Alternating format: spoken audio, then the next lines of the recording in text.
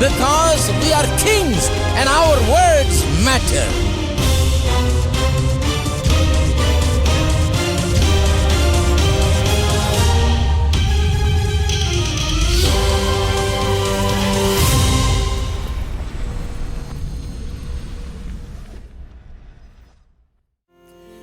தேவன் நமக்கு அடைக்கலமும் ஆபத்து காலத்தில் துணையுமானவர். தேவன் நமக்கு அடைக்கலமும் ஆபத்து காலத்தில் துணையுமானவர். தேவன் நமக்கு அடைக்கலமும் ஆபத்து காலத்தில் துணையுமானவர். தேவன் நமக்கு அடைக்கலமும் ஆபத்து காலத்தில் துணையுமானவர். பூமி நீலை மாறினாலும் பூமியின் நீலை மாறினாலும் மலைகள் நீலை சாய்ந்து போனாலும் மலைகள் நீலை சாய்ந்து போனாலும் தேவன் நமக்கு அடைக்கலமும் ஆபத்து காலத்தில் துணையுமானவர். தேவன் நமக்கு அடைக்கலமும் ஆபத்து காலத்தில் துணையுமானவர். ஓர் நதியுண்டு அதில் நீர் கால்கள் ஒரு நதியுண்டு அதில் நீர் கால்கள் தேவனுடைய நகரத்தை சந்தோஷிப்பிக்கும். தேவனுடைய நகரத்தை சந்தோஷிப்பிக்கும். அதன் நடுவில் அது அசையாது. அதிகாலையில் அவர் சகாயம் பண்ணுவார். அதன் நடுவில் அது அசையாது. அதிகாலையில் அவர் சகாயம் பண்ணுவார். தேவன் நமக்கு அடைக்கலமும் ஆபத்து காலத்தில் துணையுமானவர். தேவன் நமக்கு அடைக்கலமும் ஆபத்து காலத்தில் துணையுமானவர். சேனைகளின் கர்த்தர் நம்மோடிருக்கிறார். சேனைகளின் கர்த்தர் நம்மோடிருக்கிறார். யாக்கோபின் தேவன் நமக்கு உயர்ந்த அடைக்கலம். யாக்கோபின் தேவன் நமக்கு உயர்ந்த அடைக்கலம். பூமியிலே நடப்பிக்கின்ற தேவனுடைய செயல்களை வந்து பாருங்கள். பூமியிலே நடத்துகின்ற தேவனுடைய செயல்களை வந்து பாருங்கள். தேவன் நமக்கு அடைக்கலமும் ஆபத்து காலத்தில் துணையுமானவர். தேவன் நமக்கு அடைக்கலமும் ஆபத்து காலத்தில் துணையுமானவர். பூமியின் கடை முனை மட்டும் பூமியின் கடை உனை மட்டும் யுத்தங்களை ஓய பண்ணுகிறார். யுத்தங்களை ஓய பண்ணுகிறார். வில்லை ஓடித்து ஈட்டியை முறித்து கரங்களை நெருப்பினால் சுட்டெரிக்கிறார். வில்லை ஓடித்து ஈட்டியை முறித்து கரங்களை நெருப்பினால் சுட்டெரிக்கிறார். தேவன் நமக்கு அடைக்கலமும் ஆபத்து காலத்தில் துணையுமானவர். தேவன் நமக்கு அடைக்கலமும் ஆபத்து காலத்தில் துணையுமானவர். அமர்ந்திருந்து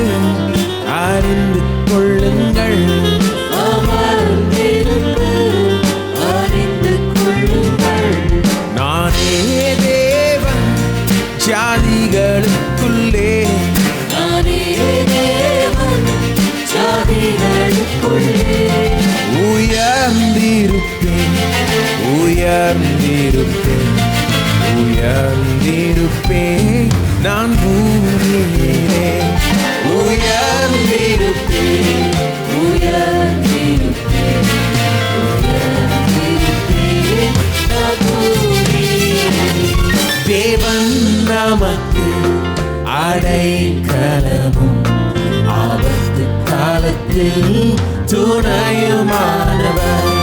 தேவன் நமக்கு அடைக்கலமும் ஆபத்து காலத்தில் துணையுமானவர். பூமி நிலை மாறினாலும் பூமி நிலை மாறினாலும் மலைகள் நிலை சாய்ந்து போனாலும் மலைகள் நிலை சாய்ந்து போனாலும் தேவன் நமக்கு அடைக்கலமும் ஆபத்து காலத்தில் துணையுமானவர்.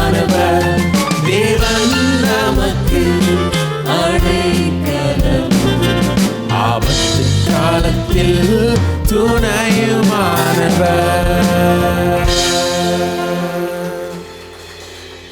தயவு செய்து எழுந்து என்று பாடுவோம்.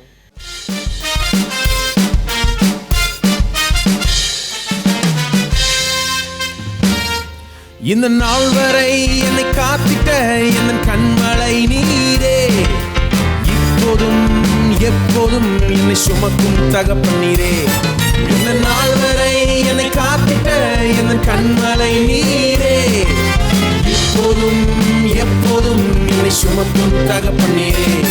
உம்மை துதிக்கிறேன் அல்லேலூயா, உம்மை உயர்த்துகிறேன் அல்லேலூயா. நீ நல்லவர் அல்லேலூயா, நீ மிகவும் நல்லவர். உம்மை துதிக்கிறேன் அல்லேலூயா, உம்மை உயர்த்துகிறேன் அல்லேலூயா. நீ நல்லவர் அல்லேலூயா, நீ மிகவும் நல்லவர். இந்த நாள் வரை என்னை காத்திட்ட என் கண்மலை நீரே, இப்போதும் எப்போதும் என்னை சுமக்கும் தகப்பன் நீரே. இந்த நாள் வரை என்னை காத்திட்ட என் கண்மலை நீரே, இப்போதும் எப்போதும் என்னை சுமக்கும் தகப்பன் நீரே. உம்மை துதிக்கிறேன் அல்லேலூயா, உம்மை உயர்த்துகிறேன் அல்லேலூயா. நீ நல்லவர் அல்லேலூயா, நீ மிகவும் நல்லவர். உம்மை துதிக்கிறேன் அல்லேலூயா, உம்மை உயர்த்துகிறேன் அல்லேலூயா. நீ நல்லவர் அல்லேலூயா, நீ மிகவும் நல்லவர். சத்துருவாயிருந்தே என்னை ஒப்புரவாக்கினீரே, பாவங்களை மன்னித்து ஆழத்தில் எறிந்தீரே. சத்துருவாயிருந்தே என்னை ஒப்புரவாக்கிறீரே, பாவங்களை மன்னித்து ஆழத்தில் இருந்தீரே. உம்மை துதிக்கிறேன் அல்லேலூயா, உம்மை உயர்த்துகிறேன் அல்லேலூயா. நீ நல்லவர் அல்லேலூயா, நீ மிகவும் நல்லவர். உம்மை துதிக்கிறேன் அல்லேலூயா, உம்மை உயர்த்துகிறேன் அல்லேலூயா. நீ நல்லவர் அல்லேலூயா, நீ மிகவும் நல்லவர். ஒன்றுமில்லாதிருந்தேன் நிறைத்திரும் ஐஸ்வர்யத்தான் தேவைகளை சந்தித்து மீதம் எடுக்க வைத்தீர். ஒன்றுமில்லாதிருந்தேன் இருக்கிறோம் ஐஸ்வர்யத்தால் தேவைகளை சந்தித்து மீதம் எடுக்க வைத்தீர். உம்மை துதிக்கிறேன் அல்லேலூயா, உம்மை உயர்த்துகிறேன் அல்லேலூயா. நீ நல்லவர் அல்லேலூயா, நீ மிகவும் நல்லவர். உம்மை துதிக்கிறேன் அல்லேலூயா, உம்மை உயர்த்துகிறேன் அல்லேலூயா.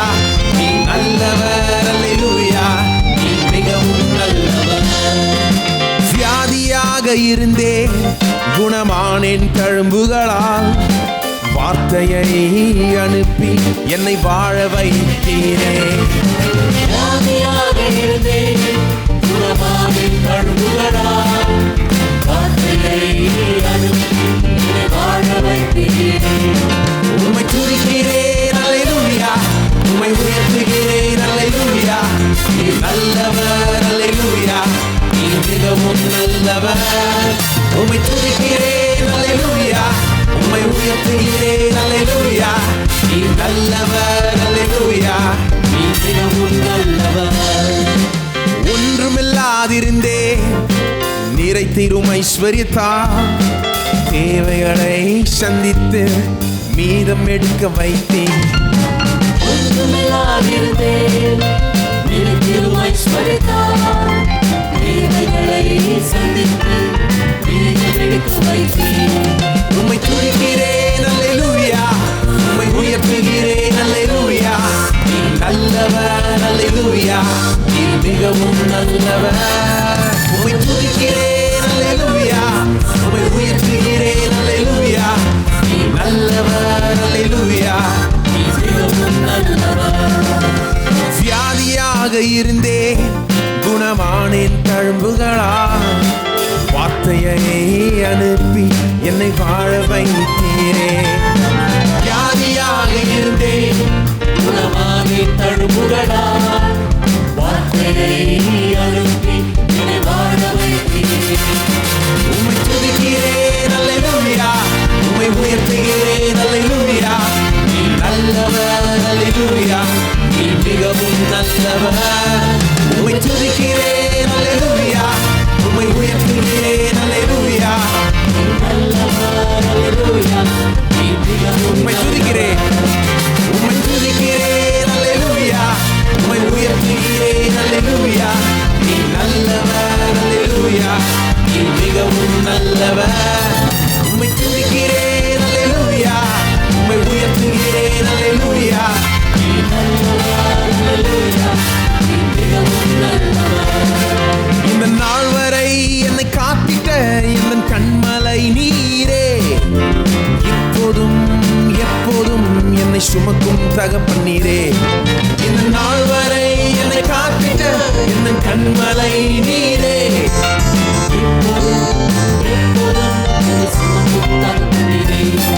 உம்மை துதிக்கிறேன் அல்லேலூயா உம்மை உயர்த்துகிறேன் அல்லேலூயா நீ நல்லவர் அல்லேலூயா நீ மிகவும் நல்லவர்.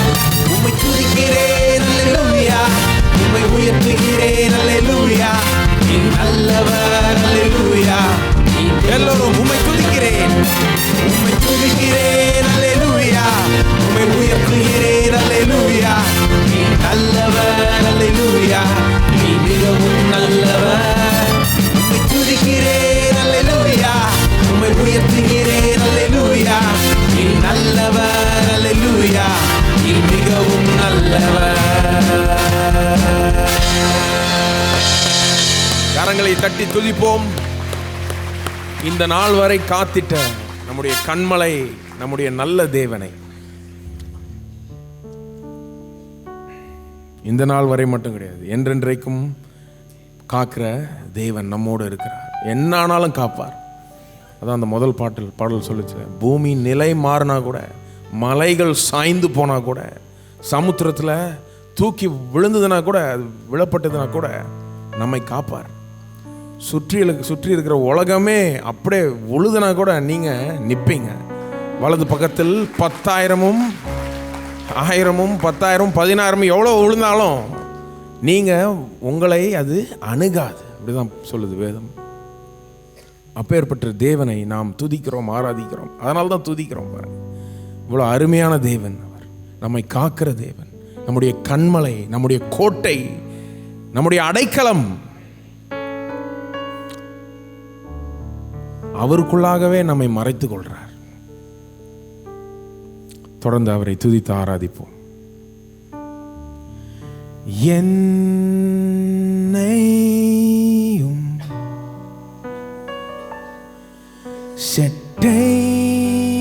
செட்டைகளா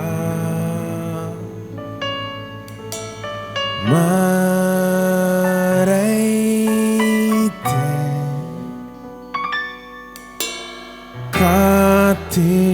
காத்திடுவீரே. கடலலைகள் சீரும் போது உயர்ந்திடுவே உம்மோடு நான் அனைத்தையும் நீராடும் தேவன் அறிந்து நான் அமர்ந்திருப்பேன். அறிந்து நான் அமர்ந்திருப்பேன்.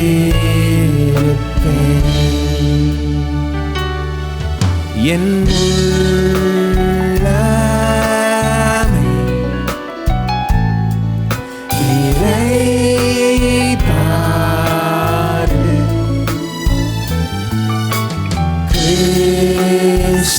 கிறிஸ்துவின் வல்லமை நம்பியே கடலலைகள் சீரும் போது உயர்ந்திடுவே உம்மோடு நான். அனைத்தையும் நீ ஆளும் தேவன். அறிந்து நான் அமர்ந்திருப்பேன். அறிந்து நான் அமர்ந்திருப்பேன். கடலலைகள் சீரும் போது உயர்ந்திடுவே உம்மோடு நான். அனைத்தையும் நீ ஆளும் தேவன் அறிந்து நான் அமர்ந்திருப்பேன். அறிந்து நான் அமர்ந்தேன். என் உள்ளமே என்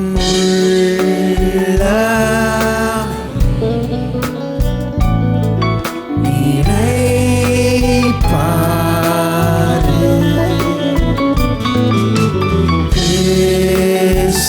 கிறிஸ்துவின் வல்லமை நம்பியே கடலலைகள் சீரும் போது உயர்ந்திடுவே உம்மோடு நான். அனைத்தையும் நீ ஆளும் தேவன். அறிந்து நான் அமர்ந்திருப்பேன். அறிந்து நான் அமர்ந்திருப்பேன். கடலலைகள் சீரும் போது உயர்ந்திடுவே உம்மோடு நான். அனைத்தையும் நீ ஆளும் தேவன். அறிந்து நான் அமர்ந்திருப்பேன். அறிந்து நான் அமர்ந்திருப்பேன். அறிந்து நான் அமர்ந்திருப்பேன்.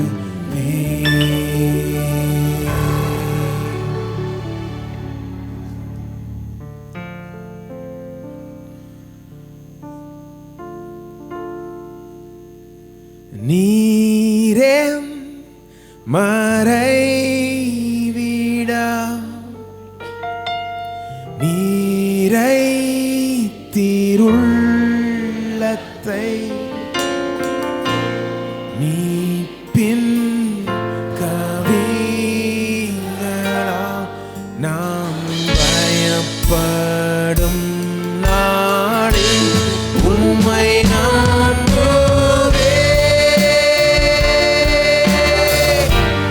உம்மை நம்புவே.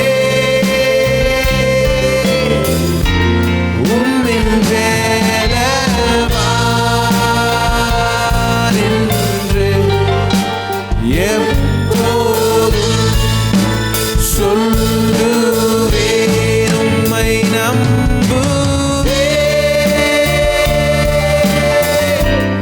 உம்மை நம்புவேன்.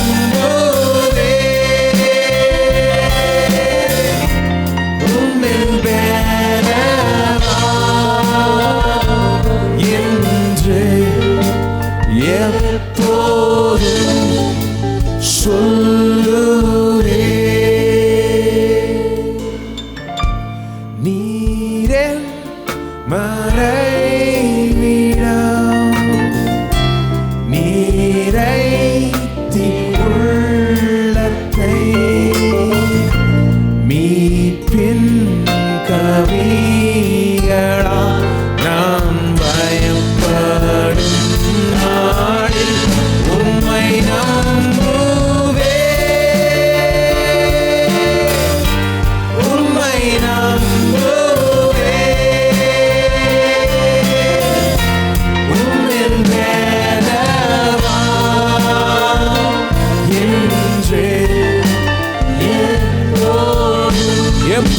சொல்லுவேன்.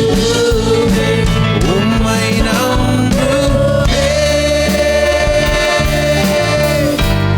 உம்மை நம்புவேன், உம்மை மேலவான்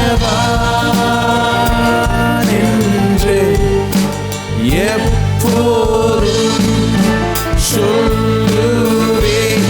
உம்மை நம்புவேன், உம்மை நம்புவேன், உம்மை மேலவான்.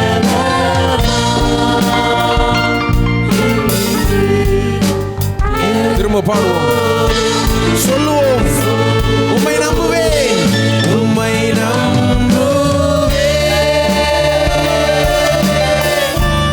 உம்மை நம்புவேன், உம்மை மேலவான் என்று எப்போதும் சொல்லுவேன். நம் அனைவரும் நம்முடைய உள்ளங்களையும் கரங்களையும் உயர்த்தி நாம் கர்த்தரை ஸ்தோத்தரிப்போம், கர்த்தரை துதிப்போம். ஹல்லேலூயா. ஸ்தோத்திரம், ஸ்தோத்திரம் கர்த்தாவே. உம்மை துதிக்கிறோம், துதிக்கிறோம், துதிக்கிறோம், துதிக்கிறோம், உம்மை ஸ்தோத்தரிக்கிறோம். ஹல்லேலூயா. பிதாவே, உம்மை துதிக்கிறோம், உம்மை ஸ்தோத்தரிக்கிறோம். இந்த காலை வேளையிலே உம்மில் நாங்கள் பலவான்களாய் இருக்கிறோம் என்று உம்முடைய வார்த்தை கூறுகிறது. எங்களை பலப்படுத்துகிற கிறிஸ்துவினால் எல்லாவற்றையும் செய்ய எங்களுக்கு பலன் உண்டு என்று நாங்கள் சொல்லுகிறோம். பலவீனத்தை நிராகரிக்கிறோம், பலவீன எண்ணங்களை உதறி தள்ளுகிறோம். நாங்கள் பலவான்கள் என்று சொல்லுகிறோம். கிறிஸ்துவுக்குள் நாங்கள் மெய்யாகவே பலவான்களாக இருக்கிறோம். உம்மை துதிக்கிறோம், உம்மை ஸ்தோத்தரிக்கிறோம் கர்த்தாவே. ஸ்தோத்திரம். இந்த காலை வேளையில் உடைய வார்த்தை வல்லமையாய் புறப்பட்டு வரட்டும், உள்ளங்களை அது தொடட்டும். உடைய அன்பை குறித்த ஒரு பெரிய வெளிச்சம் வெளிப்பாடும் உண்டாயிருக்கட்டும். சத்தியத்தை அறிவீர்கள், சத்தியம் உங்களை விடுதலையாக்கும் என்று எழுதியிருக்கிறது. உடைய அன்பை குறித்த அந்த சத்தியம் ஜனங்களை விடுதலையாக்கட்டும், பயத்திலிருந்து விடுதலையாக்கட்டும், பலவித சந்தேகங்களிலிருந்து விடுதலையாக்கட்டும். தேவ சமாதானம் ஒவ்வொரு உள்ளத்தை ஆட்கொள்ளட்டும். இயேசுவின் நாமத்திலே ஜெபிக்கிறோம், ஆமென். காணிக்கையினாலே கர்த்தரை ஆராதிக்கிற நேரம். உலகெங்கிலும் இருந்து இணையதளத்தின் மூலமாக, டிவி மூலமாக எங்களோடு இந்த ஆராயில் பங்கெடுத்து கொண்டு நீங்களும் காணிக்கையை செலுத்த விரும்பினால் இப்பொழுதே கிவிலிங் மூலமாக செலுத்தலாம். அல்லது விக்டரி கிறிஸ்டியன் ஃபவுண்டேஷன் பெயருக்கு காசோலைகள் அதை MODD அனுப்பலாம். சபை திட்ட பணிகளுக்காக கொடுக்கக்கூடியவர்கள் அதை வைத்திருந்து முடிந்து போகும் பொழுது போர்ட்டிகோவில் உள்ள பெரிய காணிக்கப்பட்டியில் செலுத்தும்படி கேட்டுக்கொள்கிறோம். தசவான் காணிக்கையோட கரங்களை உயர்த்துவோம், கர்த்தருடைய வார்த்தை அறிக்கிட்டு கொடுப்போம். தேவனுடைய ஆலயத்தில் ஆகாரம் உண்டாயிருக்கும்படி தசமபாகங்களை எல்லாம் என் பண்டக சாலையில் கொண்டு வாருங்கள். அப்பொழுது வானத்தின் பலனை திறந்து இடங்கொள்ளாமற் போக மட்டும் ஆசீர்வாதங்களை வர்ஷிக்க மாட்டானோ என்று சோதித்து பாருங்கள். என் தேவன் தம்முடைய வார்த்தையின்படியே வானத்தின் பலனை திறந்து இடங்கொள்ளாமற் போக மட்டும் ஆசீர்வாதங்களை என் மேல் வர்ஷிப்பார் என்று நான் விசுவாசிக்கிறேன். அவர் எனக்கு ஏராளம் தாராளமாய் கொடுப்பார் என்று நான் விசுவாசிக்கிறேன். என் காணிக்கையினாலே தேவனை கனப்படுத்துகிறேன். ஆமென். கரங்களை பெற்றுக் கொள்வார்கள். புதிதாய் வந்தலை வரவேற்க விரும்புகிறோம். இந்த ஆராதனைக்கு முதல் தடையாய் வந்தால் தயவுசெய்து கரங்களை உயர்த்துங்கள். உள்ளே இருப்பவர்களும் வெளியே இருப்பவர்களும் மேலே அமர்ந்திருப்பவர்களும் ஒரு சில வினாடிகளுடைய கரங்களை உயர்த்துங்கள். உங்களுக்கு சபை சீனியர் புரோஷரை கொடுப்பார்கள். அந்த புரோஷரிலே சபை ஆராதனை நேரங்கள், டிவி நிகழ்ச்சி நேரங்கள் அடங்கி இருக்கிறது. அது மட்டுமல்லாமல் அதன் மத்தியில் ஒரு அட்டையை பார்ப்பீர்கள். உங்கள் பெயரையும் விலாசத்தையும் எழுதி நீங்கள் போகும் பொழுது CD ஸ்டாலில் கொடுத்தால் நம்முடைய போதனர்கள் பேசின 8 செய்திகளின் MP3 CDயும் வெற்றியும் வாழும்ங்கிற மாதாந்திர தமிழ் பத்திரிகையும் வெகுமதியாக கூட பெற்று செல்லலாம். 2வது தமிழாரை முடிந்தவுடனே ஒவ்வொரு வாரம் ஞானஸ்தானம் கொடுக்கப்படும். ஞானஸ்தானம் எடுக்கக்கூடியவர்கள் இந்த ஆராதனை முடிந்தவுடனே ஞானஸ்தான தொட்டிக்கு எதிரில் சேரில் வந்து அமர்வுடைய கேட்டுக்கொள்கிறோம். திருமண ஓலை அறிவிப்பு. நமது சபையை சேர்ந்த திருமதி திரு அற்புதநாதன் அவர்களின் குமாரர் ஞானராஜுக்கும், எல்ஷடா ஏஜி சபையை சேர்ந்த திருமதி திரு தனசேகரன் அவர்களின் குமாரத்தி சோனியாவுக்கும் திருமணம் நடத்த நிச்சயிக்கப்பட்டிருக்கிறது. இவருவரும் பரிசுத்தவாதத்தில் இணைக்கப்படுவதற்கு தடையாக நியாயமான காலம் காலம் தெரியுமானால் அது உடனே சபைக்கு தெரிவிக்கலாம். இத்திருமணத்துக்கு நாம் கூறும் 3வது ஓலை அறிவிப்பு. மற்றும் ஒரு திருமண அறிவிப்பு. நமது சபையை சேர்ந்த திருமதி திரு மேத்யூ சவுலின் குமாரர் பால் ராஜாமணிக்கும், நமது சபையை சேர்ந்த திருமதி திரு சேகர் அவர்களின் குமாரத்தி சந்தியாவுக்கும் திருமணம் நிச்சயிக்கப்பட்டிருக்கிறது. இவரவரும் பரிசுத்தவாதத்தில் இணைக்கப்படுகிற தடையாக நியாயமான காலம் இறக்காலம் தெரியுமானால் அதை உடனே சபைக்கு தெரிவிக்கலாம். இத்திருமணத்துக்கு நாம் கூறும் 3வது ஓலை அறிவிப்பு.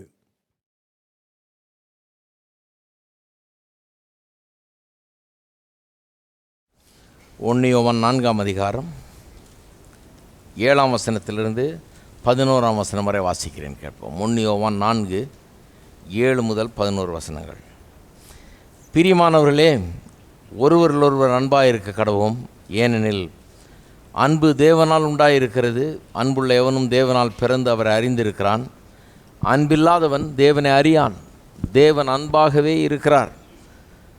தம்முடைய ஒரே பேரான குமாரனாலே நாம் பிழைக்கும்படிக்கு தேவன் அவரை உலகத்தில் அனுப்பினதினால் தேவன் நம்மேல் வைத்த அன்பு வெளிப்பட்டது. நாம் தேவனிடத்தில் அன்பு கூர்ந்ததினால் அல்ல, அவர் நம்மிடத்தில் அன்பு கூர்ந்து நம்முடைய பாவங்களை நிவர்த்தி செய்கிற கிருபாதார பலியாக தம்முடைய குமாரனை அனுப்பினதினாலே அன்பு உண்டாயிருக்கிறது. பிரியமானவர்களே, தேவன் இவ்விதமாய் நம்மிடத்தில் அன்பு கூர்ந்திருக்க நாமும் ஒருவரிடத்தில் ஒருவர் அன்பு கூற கடனாளிகளாய் இருக்கிறோம். அன்பை குறித்து ஒரு தொடர் போதனை ஆரம்பித்தோம் 4 வாரத்துக்கு முன்னால்.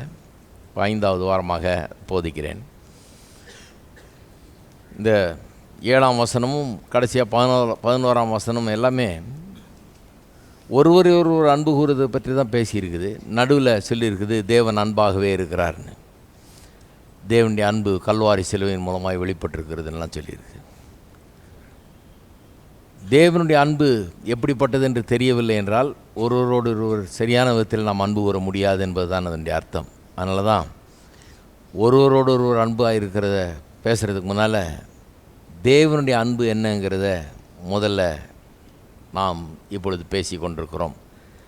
தேவனுடைய அன்பை குறித்தான் கடந்த சில வாரங்களாக பேசி கொண்டிருக்கிறேன். தேவன் அன்பாகவே இருக்கிறார்னு 8ஆம் வசனத்தில் சொல்லியிருக்கு இல்லையா, அதைத்தான் விளக்கி கொண்டிருக்கிறேன். போன வாரத்தில் தேவன் அன்பாகவே இருக்கிறாருங்கிறதுடைய உண்மையான அர்த்தம் என்ன, எந்த விதத்திலே அது உண்மை என்பதை உங்களுக்கு காண்பித்தேன்.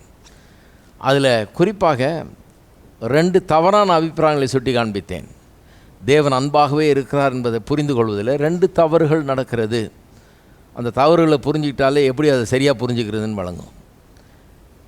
அதில் ஒரு தவறு என்ன, தேவன் அன்பாகவே இருக்கிறார்னு சொல்லியிருக்கிறதுனால அன்பு தான் தேவன் என்று நிறைய பேர் சொல்லிடுறாங்க.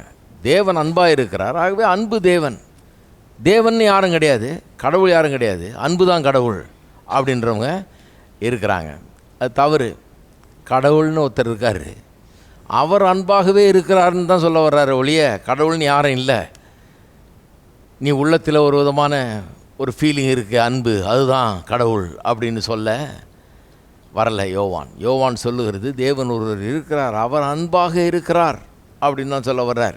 ஏன் ரொம்ப முக்கியம்னா, அன்பை குறித்து நிறைய தவறான அபிப்பிராயங்கள் இருக்கிறது. சில பாருங்கள் தவறான உறவுகளை வச்சுருப்பாங்க, கொஞ்சம் அன்பு அங்கே செலுத்துகிறாங்க. அவங்கள பொறுத்த வரைக்கும் அது பெரிய அன்பு. அவங்க சொல்லுவாங்க இதுதான் காதலாக்கும், இதுதான் அன்பாக்கும், இது தெய்வீகமான அன்பாக்கும்னு சொல்கிற ஆளுங்கள்லாம் இருக்கிறாங்க. இந்த அன்பில் தான் கடவுளை பார்க்கலாமாக்கும் அப்படின்னு சொல்கிற ஆளுங்கள்லாம் இருப்பாங்க. பண்ணுறதே தப்பு, ஆனால் அந்த அன்பை தெய்வீகம்னு சொல்கிற ஆளுங்க இருக்காங்க. அதனால தான் அன்பு கடவுள்னு சொல்கிறது தப்பு. நாம் வச்சுருக்கிற அன்பெல்லாம் கடவுள் இல்லை, கடவுள் வேறு, அவர் அன்பாகவே இருக்கிறார். அவருடைய அன்பு எப்படிப்பட்டதுன்னு தான் படிச்சுட்டு இருக்கோம் இப்போது. அப்போ தேவன் அன்பாகவே இருக்கிறார், தேவன் ஒருத்தர் இருக்கார், அவர் அன்பாகவே இருக்கிறார். அன்பு கடவுள் அல்ல. 2வது பெரிய மிஸ்டேக்கு காண்பித்தேன், இதெல்லாம் போன வாரமே போதிச்சேன். 2வது பெரிய மிஸ்டேக் என்னென்னா, தேவன் அன்பாகவே இருக்கிறாருன்னு சொன்னதுனால தேவனுடைய குணாதிசயங்களில் அன்பு மட்டுமே இருக்கிறது, அவர் வேறு எதுவுமே கிடையாது, அன்பு தான் அவர் அப்படின்னு நிறைய பேர் சொல்கிறாங்க. அதாவது மற்ற குணாதிசயங்கள்லாம் மறந்துட்டாங்க, ஒதுக்கி வச்சுட்டாங்க. அவர் பரிசுத்தராக இருக்கிறாருன்னு வேதம் சொல்லுது, அவர் வெளிச்சமாக இருக்கிறாருன்னு வேதம் சொல்லுது, அவரிடத்துல பாவமே இல்லைன்றது தான் அப்படி சொல்லியிருக்கு.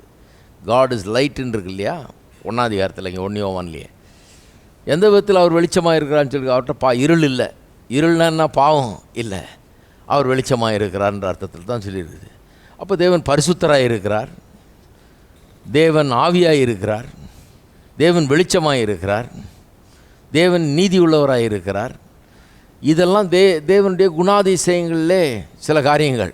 தேவன் வெறும் அன்பாக இருக்கிறார்னு மட்டும் கிடையாது. யோவான் அப்படி சொல்ல வரல, வேறு எதுவும் கிடையாது தேவனுக்கு, வெறும் அன்பு தான் அவர், இந்த ஒன்று தான் அவருடைய குணாதிசயம் அப்படின்னு சொல்ல வரல. தேவனுக்கு பல குணாதிசயங்கள் இருக்குது, அதில் ஒன்று தான் அன்பு. ஆனால் இந்த தேவன் அன்பாகவே இருக்கிறாருன்னுடைய என்று சொல்லுவதனுடைய அர்த்தம் என்ன? அதை ஏன் அவ்வளோ வலியுறுத்தி சொல்கிறாருன்னு சொன்னால், அவருடைய சுவாபத்தின் மையப்பகுதியாக இருக்கிறது இந்த அன்பு, மையமாக இருக்கிறது இந்த அன்பு, அந்த சுவாபத்தின் சாராம்சமாக இந்த அன்பு இருக்கிறது. அப்படின்னா என்ன அர்த்தம் அப்படின்னு சொன்னால், அவர் எதை செய்தாலும் அது அன்பின் நிமித்தமாக அவர் செய்கிறார். உலகத்தை உண்டாக்குனார், எதுக்காக உண்டாக்குனார்? அவர் அன்பு கூறுகிறார், அதனால தான் உண்டாக்குறார். அன்பின் நிமித்தமாக தான் அந்த உலகத்தை அன்பை உலகத்தில் பார்க்கலாம். உலகத்தை எப்படி உண்டாக்கியிருக்காருன்னு பார்த்தாலே அதை அன்பை பார்க்கலாம். ஒரு மனுஷனுக்காக 4 நதி ஓடுது, பொண்ணு விளையுது பூமியில், இதெல்லாம் பைபிளில் சொல்லியிருக்குது, நான் சொல்லலை. சரி, என்ன பார்க்குறாங்க, இவர் எதோ சொல்கிறாருன்னு.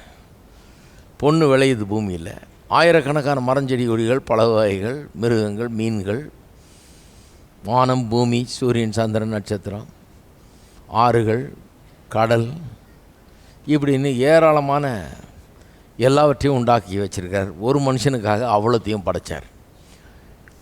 என்னத்தை பார்க்குறவங்க? அன்பு. குழா தண்ணி விடல அவர், பிடிச்சிக்க 2 பக்கெட் ஒரு நாளைக்குன்னு 4 நதியை விட்டார். ஏதேன் தோட்டத்துக்குள்ளே 4 நதியை விட்டார். அன்பு.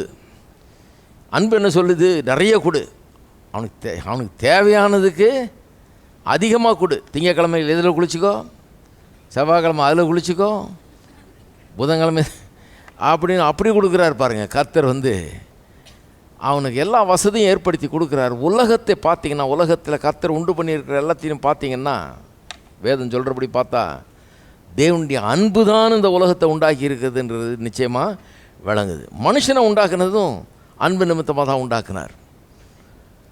மனுஷனை எதுக்கு உண்டாக்குனார்? இவர் அன்பாகவே இருக்கிறார். அன்பு தான் அவருடைய எசன்ஸ், சாராம்சம். அவர் அன்பாகவே இருக்கிறதுனால அன்பு காட்டுறதுக்கு யாராவது ஆள் வேணும். அன்பை ஊற்றுணுமே யார்ட்டையாது. செயின்ட் ஆகஸ்டின் ஒரு பெரிய பரிசுத்தவான அந்த காலத்தில் இருந்தார், 4ஆவது நூற்றாண்டில் இருந்தார் பாருங்கள். அவர் எழுதுகிறாரு. அவர் என்ன சொல்கிறாரு? தேவன் அன்பாகவே இருக்கிறதுனால தான் அவர் திருத்துவ தேவனாக இருக்கிறார். ஆவி,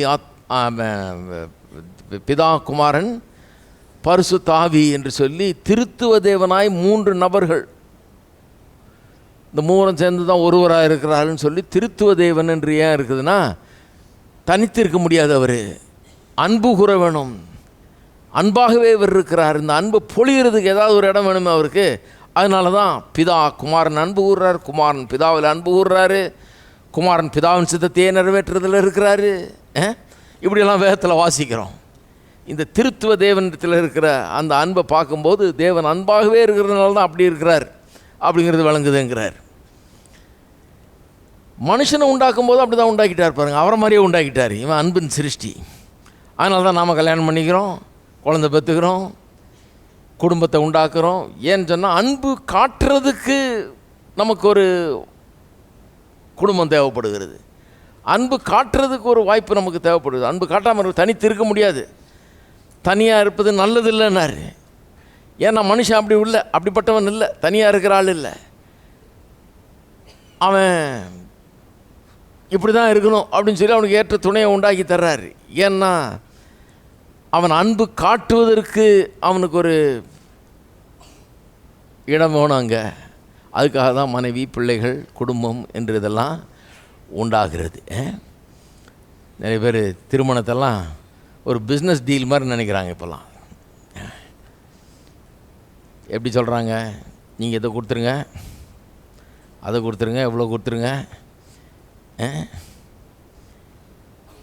அவங்களுக்கு என்னென்னா இந்த இந்த இந்த டீலில் என்ன நமக்கு ஒர்க் அவுட் ஆகும், நமக்கு என்ன, நம்மளுக்கு எவ்வளோ லாபகரமாக இது அமையும், இந்த பிஸ்னஸ் டீல் எவ்வளோ லாபகரமாக நமக்கு அமையும்னு பார்க்குறாங்க. ஏன்னா அந்த பிஸ்னஸ் மாதிரி பண்ணுறதுக்கு தான் கடவுளுக்கு திருமணத்தை கொடுத்துருக்கிறாருன்னு நினைப்பு சிலர். கடவுள் திருமணத்தை பிஸ்னஸாக கொடுக்கல, திருமணத்தை எதுக்கு கொடுத்துருக்கிறாரு? அன்பாகவே இருக்கிற தேவன் மனுஷனை அன்பாகவே இருக்கும்படியாக உண்டாக்கிட்டார். அதனால் அவனுக்கு இது அவசியம். அதனால தான் திருமணத்தை இதெல்லாம் மறந்துட்டதுனால தான் இன்றைக்கி வந்து ஒரே பிரச்சனையாக இருக்குது. திசை மாதிரி போயிட்டதுனால என்னென்ன வழங்கலை நிறைய பேருக்கு. எதுக்காக திருமணம் பண்ணியிருக்கிறோம், எதுக்காக பிள்ளைகளை பெற்றுக்கிறோம், எதுக்கு குடும்பம், என்ன ஏதுன்னு ஒன்றும் விளங்காதனால தான் பிரச்சனையாக இன்றைக்கு இருக்கிறது. கர்த்தர் அன்பாகவே, தேவன் அன்பாகவே இருக்கிறார். சரி, அப்போ தேவன் அன்பு கூறுகிறார்னு சொல்ல அன்பாகவே இருக்கிறார். அதை கவனிக்கணும். அன்பு கூறுறது வேறு, அன்பாகவே இருப்பது வேறு. அன்பு தான் அவருடைய குணாதிசயத்தின் சாராம்சம்.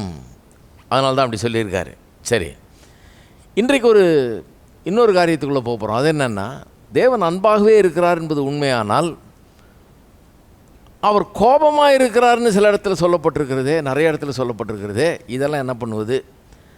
அன்பும் கோபமும் எப்படி ஒத்து போக முடியும்? அன்பாக இருக்கிற தேவன் கோபமாக இருக்கலாமா? ஏனென்றால் மனுஷருடைய எண்ணம் என்னென்னா, அன்பாக இருந்தால் கோபமாக இருக்கக்கூடாது, அன்பாக இருக்கிறவர்களுக்கு கோபமே வரக்கூடாது. கோபம் வந்தாலே அங்கே அன்பு இல்லை. அன்பு இருக்கிற இடத்துல கோபம் வெளியேறிடும், கோபம் இருக்கிற இடத்துல அன்பு வெளியேறிடும். அன்பும் கோபமும் கோ எக்ஸிஸ்ட் பண்ண முடியாது, ஒன்றோடு ஒன்று இணைந்து வாழ முடியாது.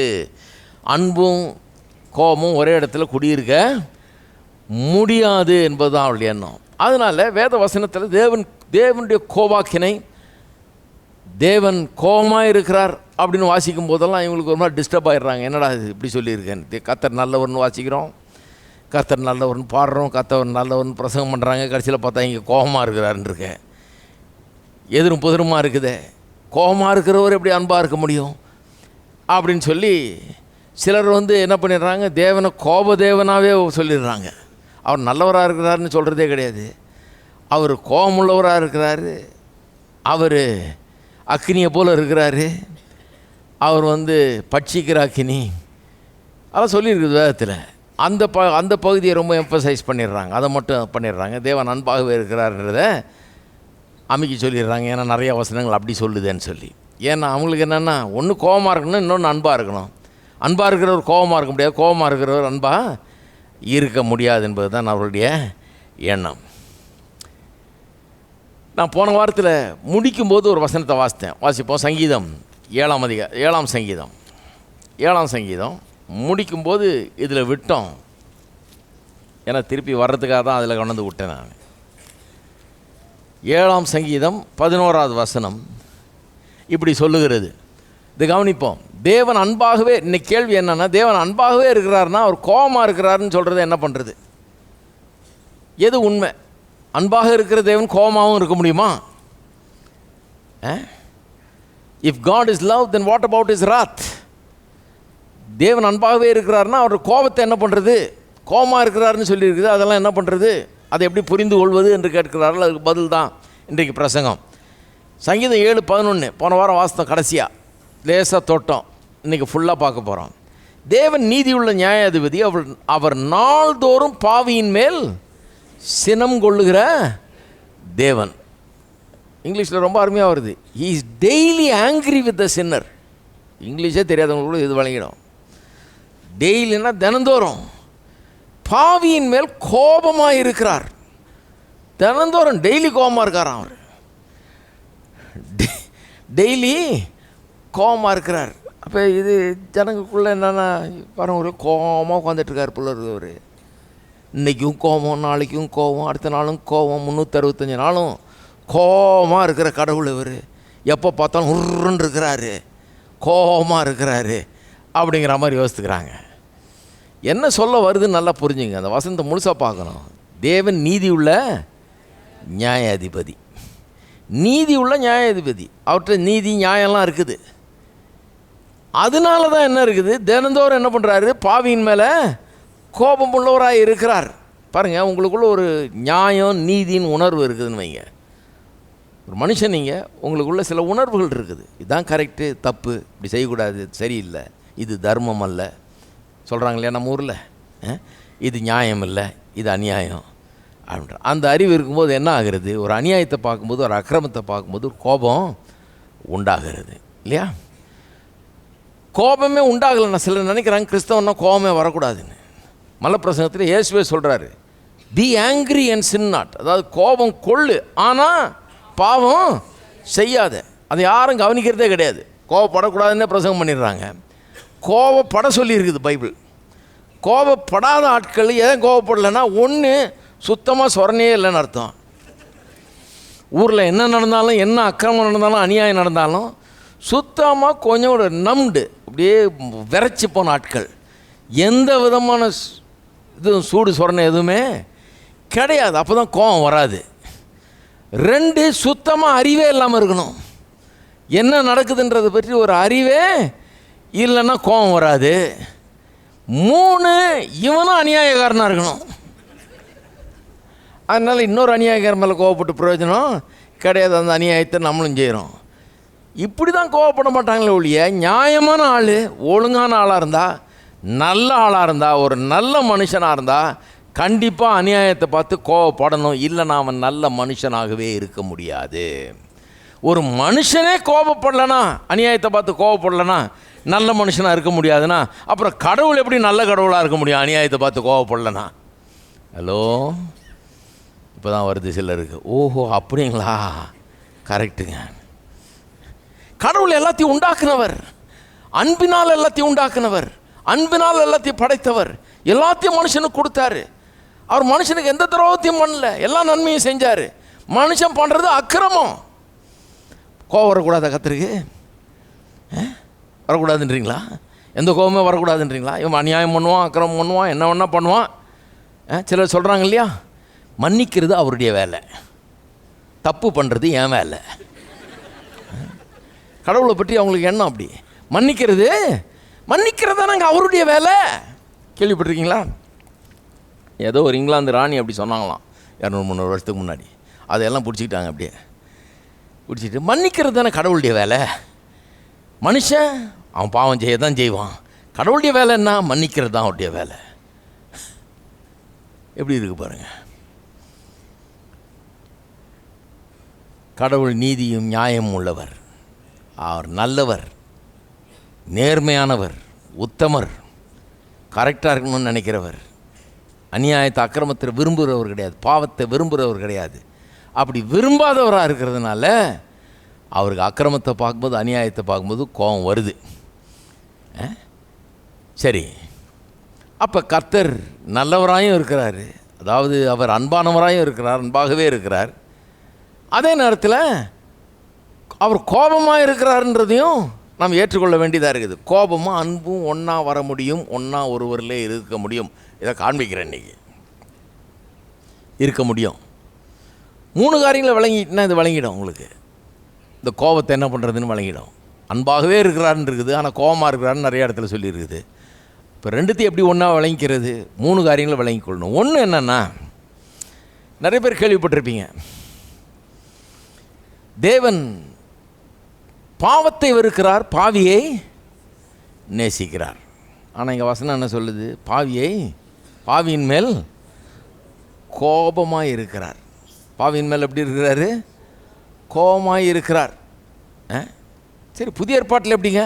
புதிய ஏற்பாட்டில் ஒன்றும் இருக்காது, கோபம் இருக்காது. பாருங்கள், ரோமர் 1ஆம் அதிகாரம் 18ஆம் வசனம். புதிய ஏற்பாட்டில் கோபம் இல்லையா? இயேசு மரித்து உயிரோடு எழுந்து ரட்சிப்பெல்லாம் ஏற்படுத்தின பிறகு பவுல் சொல்கிறாரு, 18ஆம் வசனம், சத்தியத்தை அநியாயத்தினாலே அடக்கி வைக்கிற மனுஷருடைய எல்லாவித அவபக்திக்கும் அநியாயத்துக்கும் விரோதமாய் தேவ கோபம் வானத்திலிருந்து வெளிப்படுத்தப்பட்டிருக்கிறது. அதாவது சிலுவையில் இயேசு மரித்த போது அங்கே இயேசு செத்ததே எப்படி செத்தாராம்? தேவ கோபம் எல்லா அநியாயத்தையும் அக்கிரமத்துக்கும் விரோதமாய் தேவ கோபம் வானத்தில் வெளிப்பட்டிருக்கிறது. அப்போ அவராக தான் சொல்கிறார், தேவன் கோபம் உள்ளவராக இருக்கிறார். எதனால கோபம்? அநியாயம், அக்கிரமம், அதை பற்றிய கோபம் அவருக்கு இருக்குது. யோவான் 3ஆம் அதிகாரம் பாருங்கள். யோவான் 3ஆம் அதிகாரம் 16ஆம் வசனம் எல்லாருக்கும் தெரியும், ஆனால் 36ஆம் வசனத்தையும் ஞாபகம் வச்சுக்கோங்க. 36, குமாரனிடத்தில் விசுவாசமாக இருக்கிறவன் நித்திய ஜீவனை உடையவனாய் இருக்கிறான். குமாரனை விசுவாசியாதவனோ ஜீவனை காண்பதில்லை. தேவனுடைய கோபம் அவன் மேல் நிலை நிற்கும். படிச்சிங்களா? யார் கோபம்?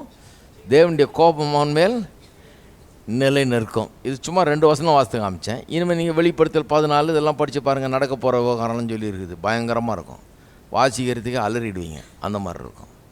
ஐயோ இப்படிலாம் நடக்க போகுதுங்களா? ஐயோ இந்த மாதிரிலாம் நியாய தீர்ப்பெல்லாம் உண்டாக போதா என்னன்னு வைங்க. ஏன்னா நிறைய பேருக்கு இது நம்ப முடியல. ஏன்னா கர்த்தர் அன்பாகவே இருக்கிறான்னு இருக்குது. அன்பாக இருக்கிற தேவன் எப்படி இப்படிலாம் செய்ய முடியும்? எப்படி கோபமாக இருக்க முடியும்? பாவியின் மேலே கோபமாக இருக்கலாமா? தப்பு இல்லையா அது? பாவி பாவம் செய்கிறது தப்பு இல்லையா? ஆனால் பாவியின் மேலே கோபமாக இருக்கிறது தப்பு அப்படின்றாங்க. அப்போ இந்த கிறிஸ்தவ பழமொழி காலகாலமாக என்ன சொல்லிட்டு வர்றாங்க? பாவத்தை வெறுக்கிறார், பாவியை நேசிக்கிறார்னு. அதில் ஓரளவு உண்மை இருக்குது பாருங்கள். அதனால தான் சொல்லியிருக்கிறாங்க. ஒரு காரியத்தை விளங்கிக்கணும். 3 காரியம் சொன்னால ஒரு காரியம் என்னென்னா, இதை விளங்கிக்கிட்டிங்கன்னா இன்னும் கொஞ்சம் விளங்க ஆரம்பிக்கும். கோபமும் அன்பும் எப்படி ஒரே தேவனத்தில் இருக்க முடியுன்றது, நியாயன்றது. இன்னும் கேட்டால் கோபம் இல்லைன்னா அவர் நல்லவரே இல்லை, அவருடைய அன்புக்கே அர்த்தம் இல்லை. அன்பே இருக்குதான்னு சந்தேகமாகிடும் கோபமே இல்லைன்னா. அதை காமிக்கிறேன் இன்றைக்கி. ஒரு காரியம் விளங்கிக்கணும். அது என்னென்னா, தேவன் பாவியை பார்க்குற விதத்துக்கும் பாவத்தை பார்க்குற விதத்துக்கும் பெரிய வித்தியாசம் இருக்குது. God's view of sin and the sinner are different. There is a difference. அதில் வித்தியாசம் இருக்குது. அந்த வித்தியாசத்தை அறிந்து கொள்வது ரொம்ப அவசியம். அது மனசில் வைக்கிறது ரொம்ப அவசியம். இதை மறந்துடக்கூடாது. பாவத்தை எப்படி பார்க்குறாரு, பாவியை எப்படி பார்க்குறாரு, ரெண்டுத்துக்கு பெரிய வித்தியாசம் இருக்குது. பாவத்தை எப்படி பார்க்குறாரு? பாவத்தின் மீது தேவனுக்கு வெறும் வெறுப்பு மட்டுமே இருக்கிறது. வெறுக்கிறார். வேறு எந்த உணர்வும் அதை பற்றி கிடையாது அவருக்கு. அது மேலே இறக்கமே கிடையாது. பாவத்தின் மேலே இறக்கமே கிடையாது. பாவத்திற்கிட்ட காம்ப்ரமைஸே காட்டுறதில்லை அவர். எந்த விதமான சமரசம் பண்ணிக்கிறது இல்லை, அட்ஜஸ்ட் பண்ணிக்கிறது இல்லை. பாவத்துக்கிட்ட எந்த விதத்தில் அவர் ஒத்து போகிறதே பாவத்தை நோக்கி பார்க்கக்கூடாத சுத்த கண்ணர்னு சொல்லியிருக்குது. அப்படிப்பட்டவர் அவர். அப்போ பாவத்தோட எந்த சமரசமும் கிடையாது. ஒரே ஆட்டிடியூடு தான் அவருக்கு. ஒரே எண்ணம் தான், வெறுப்பு. பாவத்தை வெறுக்கிறார், பயக்கிறார். அதான் சொல்லி he hates sin. பாவத்தை வெறுக்கிறார். பாவியை நல்லா கவனிங்க. பாவியை என்ன பண்ணுறாரு? நல்லா கவனிங்க. பாவி பாவத்தை செய்கிறானே, பாவி பாவத்தை செய்யும்போது அந்த பாவத்தை அவன் செய்கிறதுனால ஒரு வெறுப்பு உண்டாகிறது அவன் மேலே. ஆனால் அந்த வெறுப்பு எதனால் உண்டாகிறது? இவனை அவர் நேசிக்கிறார், இவனை உண்டு பண்ணி இருக்கிறார். இப்படி அவன் வாழ வேண்டும் என்பது அவருடைய சித்தம் அல்ல. அவனுக்காக பெரிய நோக்கங்களை வச்சிருக்கார், நல்ல காரியங்களை வச்சிருக்காரு. அப்படி உண்டாக்கப்பட்ட மனுஷன் அப்படி இருக்க வேண்டியவன் இப்படி இருக்கிறான்னு சொல்லி அவன் மேலே ஒரு வெறுப்பு இருக்குது. ஆனால் அதன் பின்னணியில் ஒரு அன்பு இருக்கிறது. பாருங்கள், ஒரு மகன் குடிக்கிறான்னு வச்சுங்க. பார்த்துருக்கேன் நான் சில குடும்பங்களில். மகன் குடிக்கிறான், பெற்றோருக்கு அந்த பையன் மேலே பெரிய வெறுப்பு. வெறுப்பு எந்த அளவுக்கு வெறுப்பு? வீட்டுக்கே வராத, உனக்கு எனக்கு ஒன்றும் இல்லை, இங்கே வரக்கூடாது, ஒரு நாய் பைசா தர மாட்டேன், உனக்கு சோறு போட மாட்டேன், ஒன்றும் செய்ய மாட்டேன், போன்னு விரட்டி அடிக்கிறாங்க. வெறுப்பு அவன் மேலே. ஆனால் அந்த வெறுப்பு எந்த காரணத்தினால அவ்வளோ பெரிய வெறுப்புன்னு சொன்னால், இவ்வளோ பெற்று வளர்த்து செலவழித்து படிக்க வச்சு எல்லாம் பண்ணி கடைசியில் இந்த குடியை பிடிச்சிக்கிட்டு அழுதுட்டுருக்கிறானே, நாசமாக போயிட்டுருக்கிறானே, வாழ்க்கையை வீணாக்கிட்டு இருக்கிறானே, இப்படி குட்டிச்சோராக போகிறானே அப்படின்ற ஒரு வேதனை அவங்களுக்கு. அதனால அவன் பேரில் வெறுப்பு இருக்குது. ஆனால் அந்த வெறுப்புக்கு அடிப்படையே என்ன? அன்பு தான். அந்த வெறுப்பு அவனை கொன்னுடணும், அவனை தீர்த்தரணும்னு கிடையாது. அவன் எப்படியா திருந்த மாட்டானா, நல்லாக மாட்டானா அப்படிங்கிற எண்ணத்தினால உண்டாகிற ஒரு வெறுப்பு. அவன் செய்கிறத இவங்க ஒத்துக்க முடியாது. அன்புங்கிறது நீ என்ன வேணால் செஞ்சுக்கப்பா, நீ நல்லா தாராளமாக குடிச்சிக்கோ, நான் அன்பாகவே இருக்கிறேன் அப்படின்றது அன்பு இல்லை. அது ஏற்றுக்கவே முடியாது. கடவுளும் அப்படிப்பட்டவர் கிடையாது. பாருங்கள், கடவுள் மனுஷனை நேசிக்கிறார், மனுஷனுக்காக எல்லாத்தையும் உண்டாக்குனார். நான் சொன்ன உலகத்தையே மனுஷனுக்காக உண்டாக்குனார். எவ்வளோ அருமையான உலகத்தை உண்டாக்குனார், எல்லாத்தையும் கொடுத்தாரு. ஆகவே மனுஷன் பாவம் செய்யும்போது அவன் மேலேயும் அவருக்கு ஒரு வெறுப்பு ஏற்படுகிறது. ஆனால் அந்த வெறுப்புக்கு காரணமே என்ன? அவருடைய அன்பு.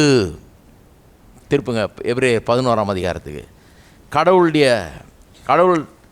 கடவுளுடைய அன்பு இந்த உலக பிரகாரமான அன்பில்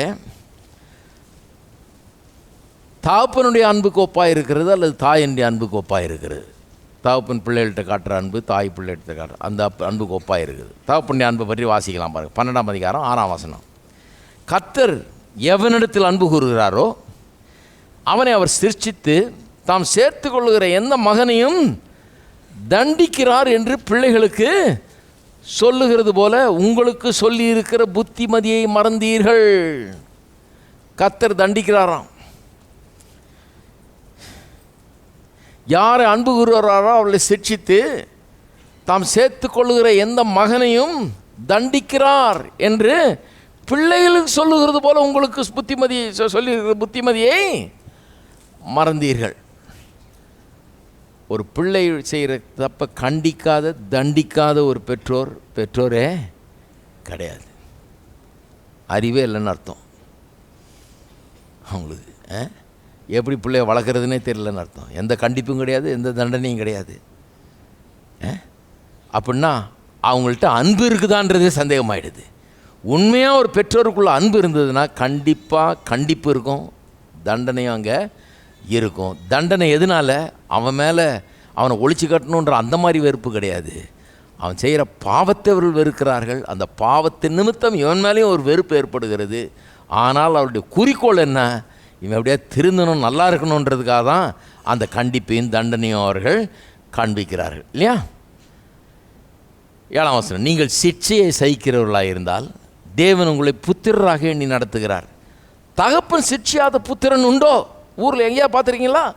ஒரு தகப்பன் ஒரு பிள்ளையை சிட்சிக்காத, கண்டிக்காத, தண்டிக்காத ஒரு பிள்ளையை பார்த்துருக்கீங்களா? அப்படி பிள்ளையை பார்க்க முடியாதுன்றார். இந்த காலத்தில் நிறைய பார்க்கலாம். இந்த காலத்தில் நிறைய பார்க்கலாம். எல்லாருக்கும் கிடைக்கும் சிட்சை உங்களுக்கு கிடையாது இருந்தால், அந்த காலத்தில் பள்ளிக்கூடத்துக்கு கொண்டு போகும்போதே டீச்சர்கிட்ட சொல்லி விட்டு வருவாங்க, நல்லா போடுங்க, நான் ஒன்றும் கேட்க மாட்டேன். இந்த காலத்தில் நீ எப்படி என் பிள்ளையை தொடுவ, எப்படி என் பிள்ளைக்கு இப்படி ஒரு பனிஷ்மெண்ட் கொடுக்கலாம் அப்படின்னு கேட்டு தான் வர்றாங்க. காலம் மாறி இருக்குது. நீங்கள் சிட்சையை சகிக்கிறவர்களாக இருந்தால் தேவன் உங்களை புத்திரராக எண்ணி நடக்கிறார். தகப்பன் சிட்சையாத புத்திரன் உண்டோ? எல்லாருக்கும் கிடைக்கும் சிட்சை உங்களுக்கு கிடையாது இருந்தால் நீங்கள் புத்திரராயிராமல் வேசி பிள்ளைகளாக இருப்பீர்களே.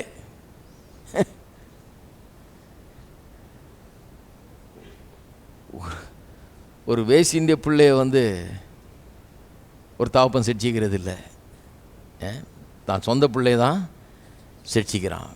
சிட்சியாமல் இருந்தால் வேசியின்றி பிள்ளைகளாக இருப்பீர்களே. அன்றியும் நம்முடைய சரீரத்தின் தகப்பன்மார்னால் உலகத்தில் இருக்க இந்த தகப்பன்மார்கள், நம்ம ஊரில் இருக்க தகப்பன்மார்கள், இந்த உலகத்தில் இருக்க தகப்பன் நம்மை சிட்சிக்கும் போது அவர்களுக்கு நாம் அஞ்சி நடந்திருக்க, அவங்களுக்கு பயந்து நடக்கிறோம் இல்லையா, நடந்திருக்க நாம் பிழைக்கத்தக்கதாக ஆவிகளின் பிதாவுக்கு வெகு அதிகமாய் அடங்கி நடக்க வேண்டும் அல்லவா? உலக பிரகாரமான தகப்பன்மாருக்கே பயந்து நடக்கிறீங்க, அப்போ ஆவிக்குரிய தகப்பன்மாருக்கு பயந்து நடக்கிறது வேண்டாமா?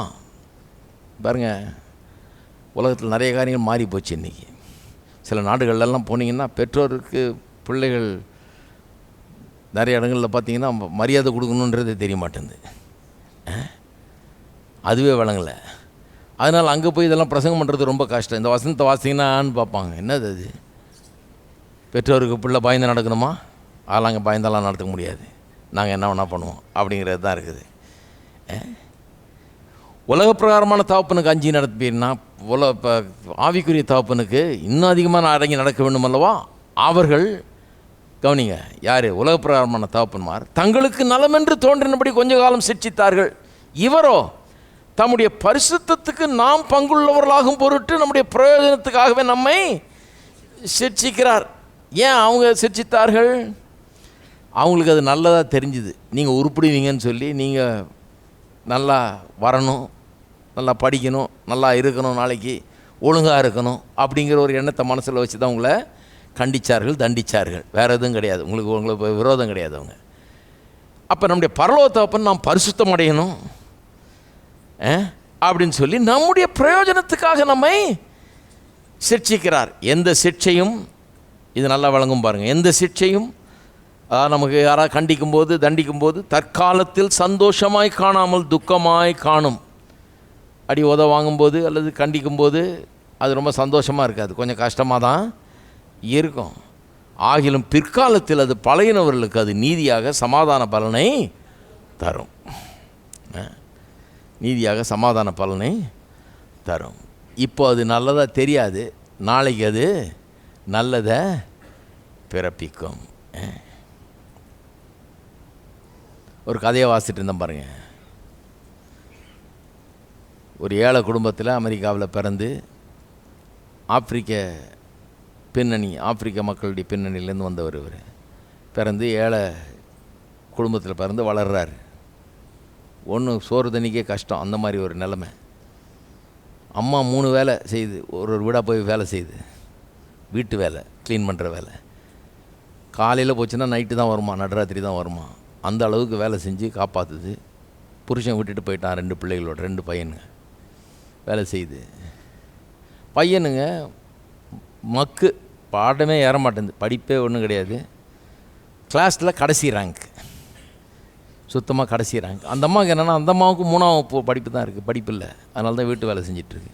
அந்த அம்மாவுக்கு என்னென்னா, படித்தா பிள்ளைங்க நல்லா வருவாங்களே அப்படின்ற ஒரு இது, இவனு படிக்க மாட்டேன்றாங்களே, என்ன பண்ணுறது அப்படின்னு சொல்லிட்டு. ஆனால் அந்த அம்மா கடவுளை தெரியும் பாருங்கள், ஜெபம் பண்ணிச்சான் ஒரு நாள், ஆண்டவரே என்ன பண்ணுறது, இந்த பசங்களை எப்படி நான் வளர்க்குறது, எனக்கு ஒரு ஞானத்தை தாருன்னு. அப்போ கர்த்தர் இந்த அம்மா காமிச்சாரான், இந்த பிள்ளைங்களை போய் லைப்ரரியில் 2 புக்கு வாங்கி, வாரத்துக்கு 2 புக்கு வாங்கி படித்து ஒரு புக் ரிப்போர்ட் எழுத சொல்லு. ஒரு வாரமும் 2 புக்கை முடிச்சிடணும், முடிச்சுட்டு புக் ரிப்போர்ட் எழுதணும். பொழுதன்னைக்கு டிவி பார்க்க, ஸ்கூல்லேருந்து வந்தவொடனே விளையாடுறது தான், இருட்டுற வரைக்கும் விளையாடுறது, இருட்டினொடனே உள்ளே வந்து டிவி பார்க்குறது தான் இவங்க வேலையை. அந்த அம்மா வந்து தான் கடவுள் அப்படி காமிச்சோடனே அந்த அம்மா வந்து தான் ரூல் போட்டுச்சான், இனிமேல் வந்து வாரத்தில் இத்தனை ஷோ தான் பார்க்குறீங்க, அவ்வளோதான் பார்க்க முடியும், வேறு எதுவும் பார்க்க முடியாது. இந்த ஷோ உனக்கு பிடிக்கும், அதை பார்த்துக்கோ, வேணாம் இல்லை பார்த்துக்கோ போ, மீதி நேரம்லாம் படிக்கிறீங்க. இந்த 2 புக்கு எடுத்துகிட்டு வந்து ஒரு காசு செலவு கிடையாது, போய் லைப்ரரியில் போனால் சும்மா தர்றாங்க, எடுத்துகிட்டு வந்து படிச்சுட்டு எனக்கு ஒரு 1 or 2 பேஜஸ் எழுதி காமிக்கணும், நீ இந்த புக்கில் என்ன இருக்குன்றதை எனக்கு விவரம் எழுதி காமிக்கணும். எழுதி கொடுப்பாங்களாம் பாருங்கள். அந்த அம்மா எல்லாம் டிக் போட்டு ஹைலைட் பண்ணி அண்டர்லைன் பண்ணி எல்லாம் வைக்குமா. ஆனால் அந்த அம்மாவுக்கே வாசிக்க தெரியாதான். அந்த அம்மாவுக்கு வாசிக்க தெரியாது, இவங்களுக்கு தெரியாது, 2 பசங்களுக்கும் தெரியாமல் எழுதி கொடுத்துருந்துருக்குறானுங்க. ஒரு வருஷத்தில் அதில் ஒருத்தர் சொல்கிறாரு, ஒரு வருஷத்தில் கடைசி ரேங்காக இருந்த ஆள் ஃபஸ்ட்டு ரேங்காக வந்தாரான் கிளாஸ்லேயே. கடைசி ரேங்காக இருந்த ஆள் கிளாஸ்லேயே ஃபஸ்ட்டு ரேங்காக வந்தாரான். ஆனால் கொடூரமாக நினச்சாரான், இது என்ன அம்மா, இது என்ன தாய், ஒரே தொல்லை அப்படின்னு. இந்த வீட்டுக்கு வர்றவங்களும் இந்த பிள்ளைங்க எப்போ பார்த்தாலும் புக்கு சாப்பிடும்போதும் படிச்சுன்னு இருப்பாங்களாம், புக்கை சைடில் வச்சு தான் சாப்பிட்றதான். என்ன இந்த மாதிரி பிள்ளைங்களை அவதிப்படுத்துகிற நீ, பிள்ளைங்களை விளையாட விடு, நீ வெளியே போக விடு, அவன் இஷ்டத்துக்கு விடு, நீ இந்த மாதிரிலாம் ரொம்ப கட்டுப்படுத்தக்கூடாது, நாளைக்கு ஒன்று வெறுப்பாங்க பிள்ளைங்க அப்படின்னு மற்றவங்க சொல்லுவாங்களாம். அதை இவன் கேட்டுட்டு இருந்து அப்புறம் சொல்லுவான், அம்மாட்ட, அம்மா ரொம்ப கரெக்டாக அவங்க சொல்கிறது கொஞ்சம் கவனி, நீ எங்களை கொஞ்சம் ஆள விடுன்னு. அம்மா சொல்லிட்டு அதெல்லாம் நடக்கவே நடக்காது, கடவுள் எனக்கு காமிச்சிருக்கார், நீ படி ஒழுங்கா, என்னத்தை படிப்பே தெரியாது, ஏதாவது 2 புக்கை வாசித்து எனக்கு எழுதி காமி அப்படின்னதில் அவன் ரேங்க் ஃபஸ்ட்டு வந்துட்டான் பாருங்கள். வந்து அப்ளை பண்ணும்போது காலேஜுக்கு அப்ளிகேஷன் ஃபீயே கிடையாது, அதாவது கையில் காசு கிடையாது. ஒரே ஒரு காலேஜுக்கு அப்ளை பண்ணுறதுக்கு தான் காசு இருக்குது. அப்போ அதுக்கே ஒரு $50 போல் கட்டணும். ஒரே ஒரு காலேஜ் செலக்ட் பண்ணியிருக்கான், ஏல் யூனிவர்சிட்டி. கிடைக்கிறதே கஷ்டம், பெரிய பெரிய ஜாம்பவான்களுக்கே கிடைக்காது. ஆனால் கிளாஸ் ஃபஸ்ட்டு அப்ளை பண்ணியிருக்கான், க்ளீனாக கொடுத்தாங்களாம், ஸ்காலர்ஷிப்போடு கிடச்சிருக்கு. போய் படித்து டாக்டர் ஆகி இன்றைக்கி உலகத்திலே தலை சிறந்த பிரெயின் சர்ஜனாக இருக்கார். எதுக்கு சொல்கிறேன்னா, சிக்ஷை வந்து சிக்ஷிக்கும்போது அது வந்து கஷ்டமாக தோணும், நாளைக்கு அது மிகுந்த பலனை தரும். எல்லாம் கவனிப்பீங்கன்னு நினைக்கிறேன். இப்போ கஷ்டமாக இருக்கும், அம்மா அப்பாலாம் நமக்கு விரோதி மாதிரி இருக்கும், என்னத்தை படின்னு உயிரை வாங்கிட்டு இருக்காங்களே அவங்க. சில சொல்லுவாங்க இல்லையா, சில நாடுகளில் பசங்க சொல்லுவாங்க அப்பாவை பற்றி, old man, my old man is at ஹோம்னுவான். அந்த மாதிரி அப்பானாலே ஒரு வெறுப்பாக இருக்கும், ஏன்னா கண்டிக்கிறாரு, ஸ்ட்ரிக்டாக இருக்கார் அப்படின்னு. ஏன் ஸ்ட்ரிக்டாக இருக்காருன்னா, உருப்பண்ணுமேன்றதுனால தான், நாளைக்கு நல்லா வரணுமே, கஷ்டப்படக்கூடாதே அப்படிங்கிறதுனால தான் ஸ்ட்ரிக்டாக இருக்கிறார். நான் கேட்குறேன், அப்படி இல்லைண்ணா, கண்டிக்கலைண்ணா, பசங்களை தலைதெறிக்க ஓடுறதுக்கு விட்டுட்டு ஆடுறதுக்கு விட்டுட்டு என்ன வேணால் பண்ணிக்கோன்னு விட்டுட்டு நேரத்துக்கு நீ சாப்பிட்டுக்கோ, டேபிளில் சாப்பாடை ரெடியாக வச்சிடுறேன், நீ ஆடிக்கோ எவ்வளோ வேணான்னு சொல்கிற தகப்பன ஒரு நல்ல தகப்பனா இருக்கவே முடியாது. யார் நல்ல தகப்பன்? ஸ்ட்ரிக்டாக சொல்கிற தகப்பன் தான், கண்டிக்கிற தகப்பன், தண்டிக்கிற தகப்பன், சரியான வழியில் நடத்துகிற தகப்பன் தானே. நான் சொல்கிறேன், நாமளே நல்ல தகப்பனாக இருக்க முடியாது கண்டிக்கலைன்னா தண்டிக்கலைன்னா, அப்புறம் கடவுள் எப்படி நல்ல தகப்பனாக இருக்க முடியும்? நான் சொல்கிறேன், அதில் தான் கடவுளுடைய கோபம் அடங்கி இருக்கிறது. தேவன் ஏன் நாள்தோறும் கோபமாக இருக்கிறாரு பாவியின் மேலே? அவன் மேலே அவருக்கு ஒன்றும் வெறுப்பு கிடையாது, அவருக்கு ஒன்றும் அவனை அழிச்சிடணும்னு நினைக்கிறது இல்லை. அவனை எப்படா நரகத்துக்கு அனுப்பலான கடவுள் காத்துட்டு இருக்கிறார் கிடையாது. அவன் நரகத்துக்கு போகாமல் அவனை தப்பு வைக்கிறதுக்கு என்ன வழின்றது தான் இவருடைய நோக்கமாக இருக்குது. அழிஞ்சு போயிடக்கூடாதே, இவன் கெட்டு போயிடக்கூடாது, நித்தியமாக எப்படியே போயிடக்கூடாது, அதனால் அவன் எப்படியே காப்பாற்றணுன்ற ஒரே நோக்கத்தோடு தான் அவர் அப்படி பண்ணிட்டு இருக்கிறாரு. பாவத்தின் மீது வெறும் வெறுப்பு தான் இருக்குது அவருக்கு, தான் வித்தியாசம். பாவத்தை வெறும் வெறுக்கிறாரு. பாவியை வெறுப்பது மட்டுமில்லை, அவனை நேசிக்கிறார், அவனை அன்பு கூறுகிறார். அவனை ஏன் வெறுக்கிறாருன்னா, அவன் பாவம் செய்கிறானே அதனால் வெறுக்கிறாரு. நல்லா இருக்க வேண்டியவன் எப்படி இருக்கிறானே, இதெல்லாம் செய்கிறானே, அதனால அவருக்கு வெறுப்பை ஒழிய அது அன்பு நிமித்தம் உண்டாகிற வெறுப்பு. அது நல்ல விதமான ஒரு பாசிட்டிவ் வெறுப்பு. அது இல்லைன்னா அவர் நல்லவராகவே இருக்க முடியாது, அன்பானவராகவே இருக்க முடியாது. அன்பு இருக்குதானே சந்தேகமாயிடும் கண்டிக்கலண்ணா. எத்தனை பேருக்கு வழங்குது? அப்போ உங்கள் வீட்லேயே பார்க்கலாம், அன்பும் கோபமும் ஒன்றாக குடியிருக்க முடியும். அன்பாக இருக்கிறவர்கள் கோபப்படவே மாட்டாங்கங்கிறது தவறு. ஹலோ, டாக்டர்னா மாற்றிக்கணும். அன்பாக இருக்கிறவங்க கோபமே வராதுங்கிறது தவறு. அன்பாக இருக்கிறவர்களுக்கு கோபம் வரணும், அநியாயத்தை பார்த்து கோபம் வரணும், அக்கிரமத்தை பார்த்து கோபம் வரணும், நடக்கிற தவறுகளை பார்த்து கோபம் வரணும். இதெல்லாம் பார்த்தா ஊரில் பார்க்குறீங்களே, உள்ளே ஒன்றுமே வரலன்னா எப்படி அது? நல்ல ஆளே இல்லைன்னு அர்த்தம். உள்ள கோபம் வரணும். முக்கியமாக ஒரு தகப்பனுக்கு அது நிச்சயமாக இருக்கும். எல்லாத்தையும் வேடிக்கை பார்த்துக்கிட்டு இருக்க முடியாது. நம்முடைய பரலோக தகப்பன் அப்படிப்பட்ட ஒரு நல்ல பரலோக தகப்பன். அவர் நல்லவர், அவர் அன்பாகவே இருக்கிறார். அந்த அன்பாகவே இருக்கிறதுனால தான் அவர்கிட்ட கோபமும் இருக்குது. எதனால் கோபம்? பாவத்தின் நிமித்தம் கோபம். பாவம் ஒரு மனுஷனை அழிக்குது, சீரழிக்குது, அவனை கொல்லுது, அவனை நாசப்படுத்துது. கடவுளுடைய நோக்கம் அவனுடைய வாழ்க்கையில் நிறைவேறாமல் பண்ணிடுது. அவன் நல்லா சந்தோஷமாக வாழாமல் அவனை பண்ணிடுது, அவனை கெடுத்து போடுகிறது, அவனை தவறான வழியில் கொண்டு போகுது, நித்தியமாக அவனை அழிவுக்குள்ளே நடத்துகிறது. அதனால தான் கோபம் இப்படி அழிஞ்சு போகிறான்ன்ற ஒரு கோபம் இருக்கிறது இல்லையா? அப்போ அன்பும் கோபமும் ஒன்றா இருக்க முடியும். சரி, அப்போ பாவத்தை பார்க்குறதுக்கும் பாவியை பார்க்குறதுக்கும் பெரிய வித்தியாசம். பாவத்தை வெறும் வெறுப்போடு தான் பார்க்குறாரு. பாவியை அவன் செய்கிற பாவத்து நிமித்தம் வெறுப்போடு பார்க்குறாரு, ஆனால் அவனை அன்பு கூறுறாரு. அதனால தான் அதை அவனை வெறுக்கிறார், இப்படி இருக்கான்னு சொல்லி. சரி, ஊரில் நடக்கிறது கூட பாருங்கள். நாடுன்னு இருக்குது, நாட்டில் சட்டத்திட்டங்கள் இருக்குது. ஒருத்தன் சட்டத்திட்டத்தை மீறும்போது அவனுக்கு தண்டனை கிடைக்குது, குற்றத்துக்கேற்ற ஒரு தண்டனையை தர்றாங்க. அதனால் நாடு கெட்டதுன்னு சொல்ல முடியாது. தண்டனையை தராத நாடு தான் கெட்டது. குற்றத்துக்கேற்ற மாதிரி தண்டனையை கரெக்டாக கொடுத்தா தான் அவன் இன்னும் நிறைய குற்றங்களை செய்ய மாட்டான். இல்லைனா ரொம்ப துளிர் விட்டுரும், இன்னும் அதிகமாக செஞ்சுக்கிட்டே போவான். இன்னும் மற்றவங்களுக்கும் துளிர் விட்டுரும், நம்மளும் செய்யலான்னு கொலை கொள்ளை எல்லாம் இன்னும் அதிகமாக பெருகும். அதனால தான் கரெக்டாக அட்மினிஸ்டர் பண்ணுறாங்க. அவங்களுக்கு என்ன இவங்க மேலே பர்சனல் வெறுப்பா? என்ன மாமனா மச்சானா இல்லை சொந்தக்காரங்களா? இது என்ன வீட்டு சண்டையா? இது கிடையாது. அவங்க யாரோ, அவங்க அதிகாரிகள். அவங்க ஏன் அட்மினிஸ்டர் பண்ணுறாங்கன்னா நம்ம மேலே ஒன்று தனிப்பட்ட வெறுப்பு கிடையாது. இதை பண்ண வேண்டியதாக இருக்குது. ஒரு நாடு ஒழுங்காக போகணுன்னா கண்டிப்பாக அதை பண்ண வேண்டியதாக இருக்குது, இல்லைன்னா எல்லாமே கெட்டு போயிடும். அதனால் பண்ணுகிறார்கள். அப்போ கோர்ட்டில் போய் ஒரு ஜட்ஜு தண்டனை கொடுக்கும்போது அவரை கெட்டவர்னு சொல்கிறதில்ல, கோர்ட்டை கெட்டவங்கன்னு சொல்கிறதில்ல, இருக்கிற வக்கீலெலாம் கெட்டவங்கன்னு சொல்கிறதில்ல, சட்டத்தையே கெட்டதுன்னு சொல்கிறது கிடையாது. எல்லாம் நல்லது தான், நல்லதுக்காக இருக்கிறது. அப்போ தான் நாடு ஒரு சமாதானத்தோடு நிம்மதியோடு இருக்க முடியும். நாட்டுக்கே அப்படின்னா கடவுள் வானத்தையும் பூமியும் உண்டாக்கி மனு வர்க்கத்தை உண்டாக்கி இங்கே வச்சிருக்கிறாரு. எல்லாம் ஒழுங்காக போகணுன்னா நிச்சயமாக அவருடைய பிரமாணங்கள் இருக்கிறது, அவருடைய கட்டளைகள் இருக்கிறது. அதன்படி மனுஷன் நடக்க கடமைப்பட்டவனாக இருக்கிறான். தேவனுக்கு பதில் சொல்ல அவன் கடமைப்பட்டவனாக இருக்கிறான். அவர் சொல்கிறபடி நடக்க கடமைப்பட்டவனாக இருக்கிறான். இதெல்லாம் அவசியமாக இருக்கிறது இல்லையா? சரி, அப்போ பாவியை பார்க்குறதும் பாவத்தை பார்க்குறதும் பெரிய வித்தியாசம் இருக்குது. தேவன் வித்தியாசமாக பார்க்குறாரு. அதனால தான் சொல்கிறாங்க பாவியை நேசிக்கிறார், பாவத்தை வெறுக்கிறாருன்னு. அதில் பாவியின் மீதும் அவருக்கு வெறுப்பு இருக்குது. ஆனால் அந்த வெறுப்பு வித்தியாசம். அது அன்பின் நிமித்தம் உண்டாகிற ஒரு வெறுப்பு. சரி, ரெண்டாவது காரியம், நிறைய பேர் என்ன சொல்கிறாங்க, அன்பாகவே இருக்கிறாருன்னு இருக்குது. ஆனால் வேதத்தில் பார்த்தீங்கன்னா நிறைய கோபமாக இருக்காருன்ற மாதிரி நிறைய வசனங்கள்லாம் வருகிறது. அப்போ எப்படி இதை புரிந்து கொள்கிறதுன்றது கேட்கும்போது அவங்க என்ன சொல்கிறாங்க, தேவன், பிதாவாகிய தேவன் அவர் கோபம் உள்ளவர்.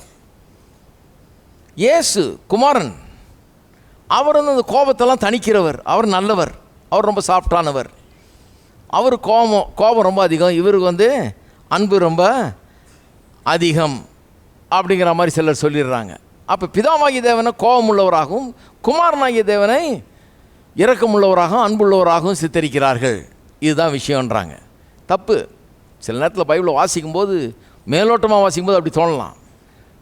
இயேசு நம்முடைய பிரதான ஆசாரியராக இருக்கிறார், நமக்காக வழக்காடுகிறார், பரிந்து பேசுகிறார் அப்படிலாம் சொல்லியிருக்கும்போது எபிரேயரில் சிலர் என்ன நினைக்கிறாங்க, அங்கே பிதா வந்து நம்மளை எப்போ மண்டையை புழங்கலான் இருக்கிறாரு, எப்போ இவனை தீர்த்து கட்டலாம், இவன் மேலே என்ன குறை கண்டுபிடிச்சி எப்போ இவனை அடிக்கலான் இருக்கிறாரா என்பது போலவும், இயேசு வந்து எந்நேரம் அங்கே இருந்து நமக்காக வழக்காடிக்கிட்டு பரிந்து பேசிட்டு ஆண்டவரே விட்டுரும் வேணாம் அப்படின்னு கேட்டுட்டு இருக்கிற மாதிரியும், அவர் ஏதோ தண்டிப்பேன்னு உட்காந்துட்டு இருக்கிற மாதிரியும், இவர் வந்து தண்டிக்காதேன்னு பரிந்து பேசுகிற மாதிரி இப்படி நினைக்கிறாங்க பாருங்கள் ஜனங்க. அதனால் அவர் கெட்டவர், இவர் நல்லவர். பிதா கெட்டவர், அவர் ரொம்ப கோபம் உள்ளவர், இவர் வந்து நல்லவர். அவருடைய குணம் அப்படி, இவருடைய குணம் இப்படிங்கிற மாதிரி நினைக்கிறாங்க. வேத வசனத்தை வாசித்து பார்த்தீங்கன்னா அது முற்றிலும் தவறு. ஏன்னா வேத வசனத்தை முழுமையாக பார்க்கணும், முழுமையாக புரிஞ்சுக்கொள்ளணும். சில வசனங்களை காமிக்கிறேன். யோவான் 3:16 வாசிக்க வேண்டியதில்லை. தேவன் தம்முடைய ஒரே பேரான குமாரனை விசுவாசிக்கிறவன் எவனோ அவன் கெட்டு போகாமல் நித்திய ஜீவனை அடையும்படிக்கு அவரை தந்தருளி, யாரை? தம்முடைய குமாரனை தந்தருளி இவ்வளவாய் உலகத்தில் யார் அன்பு கூர்ந்தார்? இயேசுவை சொல்லங்க. யார் அன்பு கூர்ந்தார்? தேவன் அன்பு கூர்ந்தார். தேவன் அன்பு கூர்ந்ததுனால தான் அவருடைய குமாரனையே இந்த உலகத்துக்கு அனுப்பிச்சாரு. மரிக்கும்படியாக, பலியாகும்படியாக, நம்முடைய பாவத்தை சுமக்கும்படியாக குமாரன் அனுப்பினார். குமாரன் வந்து அப்பா ரொம்ப கோபமாக இருக்காருன்னு சொல்லி இவர் வந்து சரி நான் ஏதாவது போய் பண்ணிட்டு வரேன்னு வரல. அவர் தான் அனுப்பிச்சார் இவரை, அவர் தான் தந்தருளினார். அவருடைய அன்பு நிமித்தமாக குமாரனை தந்தருளினார் என்று வேதம் சொல்லுது. இன்னும் சில வசனங்களை வாசிப்போம். ரோமர் 8ஆம் அதிகாரம், ரோமர் 8:32.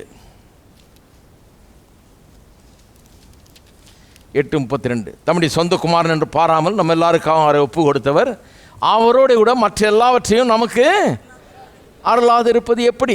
நல்ல கவனிங்க. சொந்த குமாரன் என்று பாராமல் நம்ம எல்லாருக்காகவும் அவரை ஒப்பு கொடுத்தவர். யாரை சொல்லியிருக்குதுங்க? பிதாவாகிய தேவனை. அவர் என்ன பண்ணாராம்? தன்னுடைய சொந்த குமாரன் என்றும் பாராமல் அவரை ஒப்பு கொடுத்தாராம். என்ன அர்த்தத்தில் சொல்லியிருக்குது?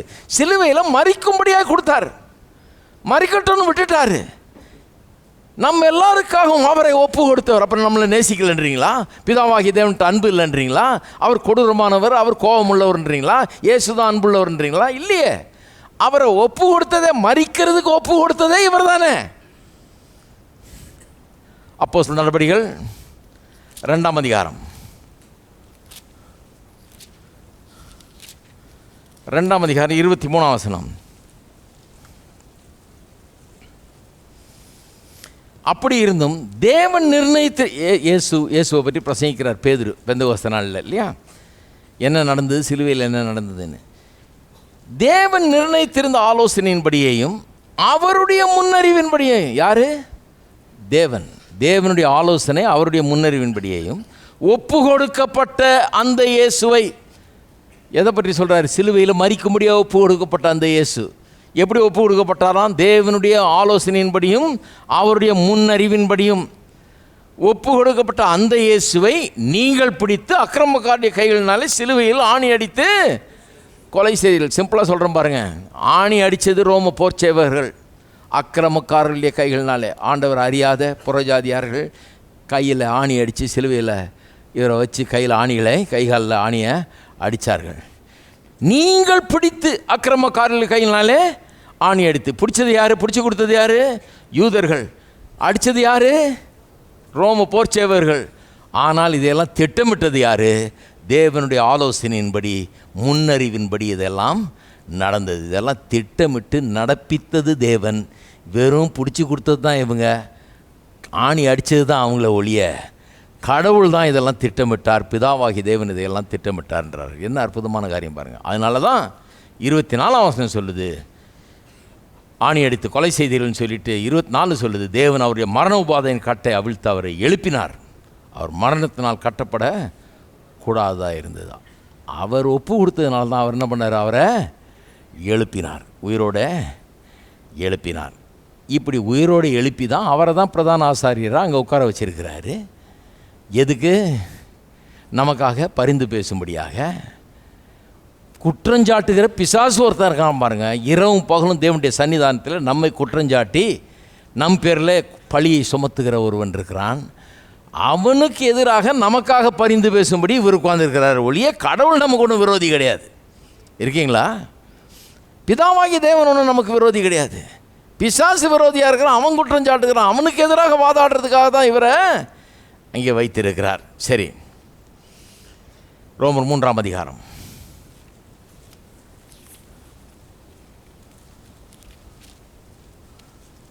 தேவனுடைய அன்பு நல்லா விளங்கிக்கணும் பாருங்கள். தேவன் அன்பாகவே இருக்கிறார். இல்லை அவர் அன்பாக இல்லை, குமாரன் தான், இயேசு தான் அன்பாக இருக்கிறார், இவர் கொஞ்சம் கோபமானவர், எல்லாம் தப்பு. 3:25 தேவன் பொறுமையாயிருந்த முற்காலத்தில் நடந்த பாவங்களை தாம் பொறுத்து கொண்டதை குறித்து தம்முடைய நீதியை காண்பிக்கும் பொருட்டாகவும் தாம் நீதி உள்ளவரும் இயேசுவினிடத்தில் விசுவாசமாய் இருக்கிறவனை நீதிமான் ஆக்குகிறவருமாய் விளங்கும்படி இக்காலத்திலே தமது நீதியை காண்பிக்கும் பொருட்டாகவும் கிறிஸ்து இயேசுனுடைய இரத்தத்தை பற்றும் விசுவாசத்தினாலே பலிக்கும் கிருபாதார பலியாக அவரையே. கொஞ்சம் காம்ப்ளிகேட்டடாக இருக்குது வசனம், சிம்பிளாக சொல்கிறேன், கவனிங்க. என்ன சொல்கிறாரு? தேவன் நீதி உள்ளவராக இருக்கிறாராம். அதனால தான் பாவத்தை கண்ணு காணாமல் விட முடியாது, தண்டிச்சே ஆகணும். பாவம் செய்கிற ஆத்துமா சாகவே சொல்லிட்டார். அதனால் கண்டிப்பாக தண்டனை உண்டு. இல்லைன்னா அவர் நீதி உள்ளவராக இருக்க முடியாது. அதனால தான் பாருங்கள், வெறும் தேவன் அன்பாக இருக்கிறார்ன்றது தப்பு. அவர் நீதி உள்ளவராயும் இருக்கிறார். அவர் அன்பாக இருக்கிற போது நீதி உள்ளவராயும் இருக்க வேண்டும். ரெண்டும் ஒன்றா போகணும். வெறும் அன்பாக இருக்கிறேன்னு சொல்லிட்டு நீதியை தூக்கி எறிஞ்சிட முடியாது, அப்புறம் அவரை நம்பவே முடியாது. அவர் நீதி உள்ளவராக இருக்கிறார். ஆகவே பாவத்துக்கு சரியான தண்டனை கொடுத்தாகணும்.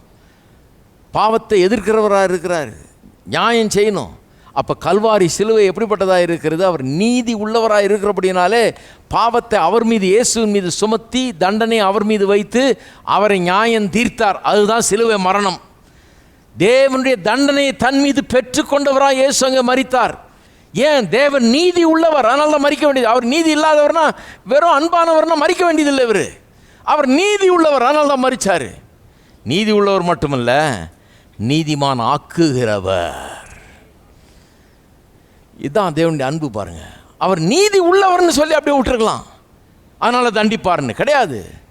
அவர் நீதியாகவும் இருக்கிறார், நீதி உள்ளவராயும் இருக்கிறார், அன்பாகவும் இருக்கிறார். அதனால தான் நீதி உள்ளவராயும் இருக்கிறார், நீதிமான் ஆக்குகிறவராயும் இருக்கிறார்.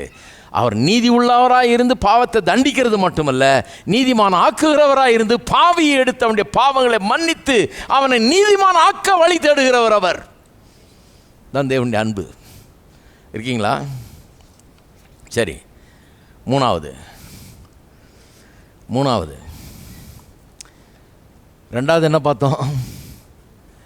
தேவன் கொடூரமானவர், கோபமானவர், பிதாவாகிய தேவன். குமாரன் நல்லவர், அவர் அன்பானவர்னு சொல்கிறாங்க, தவறுன்னு காமிச்சேன். தேவன் அன்பானவர், அதனால தான் இவர் வந்தார், அவர் தான் இவரை அனுப்பிச்சார், அவர் தான் எல்லாத்தையும் திட்டமிட்டார், அதனால தான் இவர் மரித்தார், அவர் தான் எல்லாத்தையும் பின்னால் இருந்து நடத்தினவர். ஆகவே தேவனே அன்பானவர்னு காமிச்சேன். இப்போ மூணாவது என்னென்னா, பழைய ஏற்பாடு தேவனை கோபமானவராக காட்டுகிறது, புதிய ஏற்பாடு தேவனை அன்பானவராக காட்டுகிறது என்று சிலர் சொல்கிறாங்க. இது பிரச்சனை என்னென்னா பழைய ஏற்பாடு புதிய ஏற்பாடு பிரச்சனைங்கிறாங்க. பழைய ஏற்பாட்டில் வாசித்தீங்கன்னா தேவனுடைய கோபம் வெளிப்படுகிறது, புதிய ஏற்பாட்டில் வாசித்தீங்கன்னா தேவனுடைய அன்பு வெளிப்படுகிறது கல்வாரி சிலுவையிலே அப்படிங்கிறாங்க. தப்பு. வேதத்தை வாசித்தீங்கன்னா பழைய ஏற்பாட்டில் தேவனுடைய அன்பை குறித்து ரொம்ப அதிகமாக சொல்லப்பட்டிருக்கிறது. புதிய ஏற்பாட்டில் எவ்வளோ அதிகமாக தேவனுடைய அன்பை பற்றி சொல்லியிருந்தோ அதே அளவுக்கு அதிகமாக பழைய ஏற்பாட்டில் தேவனுடைய அன்பை குறித்து நாம் வாசிக்கலாம். பழைய ஏற்பாட்டில் பார்த்தீங்கன்னா அந்த லவ்விங் கைண்ட்னஸ், தேவனுடைய லவ்விங் கைண்ட்னஸ் எப்படி தமிழில் வருது? மனதுருக்கம் அப்படிங்கிறது கம்பேஷன்னு மொழிபெயர்க்கிறாங்க இங்கிலீஷில். லவ்விங் கைண்ட்னஸ், அவருடைய குட்னஸ், அவர் நல்லவர் என்பதும் அவருடைய கிருபை, மன உருக்கம், இரக்கம் போன்ற அந்த குணாதிசயங்களையும் ரொம்ப வலியுறுத்தி வேதவசனம் சொல்லுது பாருங்கள்.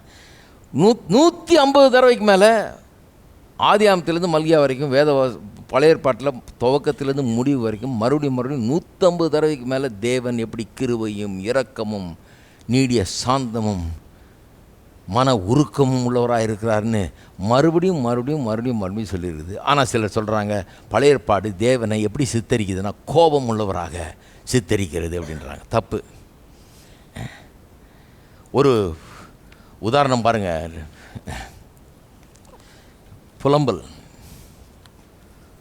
புலம்பலின் புஸ்தகம் 3ஆம் அதிகாரம் 22-23 வசனத்தை பாருங்கள். சும்மா ஒரு எக்ஸாம்பிள் காண்கிறேன், அதுக்கப்புறம் இன்னொரு பெரிய எக்ஸாம்பிளுக்கு போவோம். 3:23-24, 22-23 இருங்க வரேன்.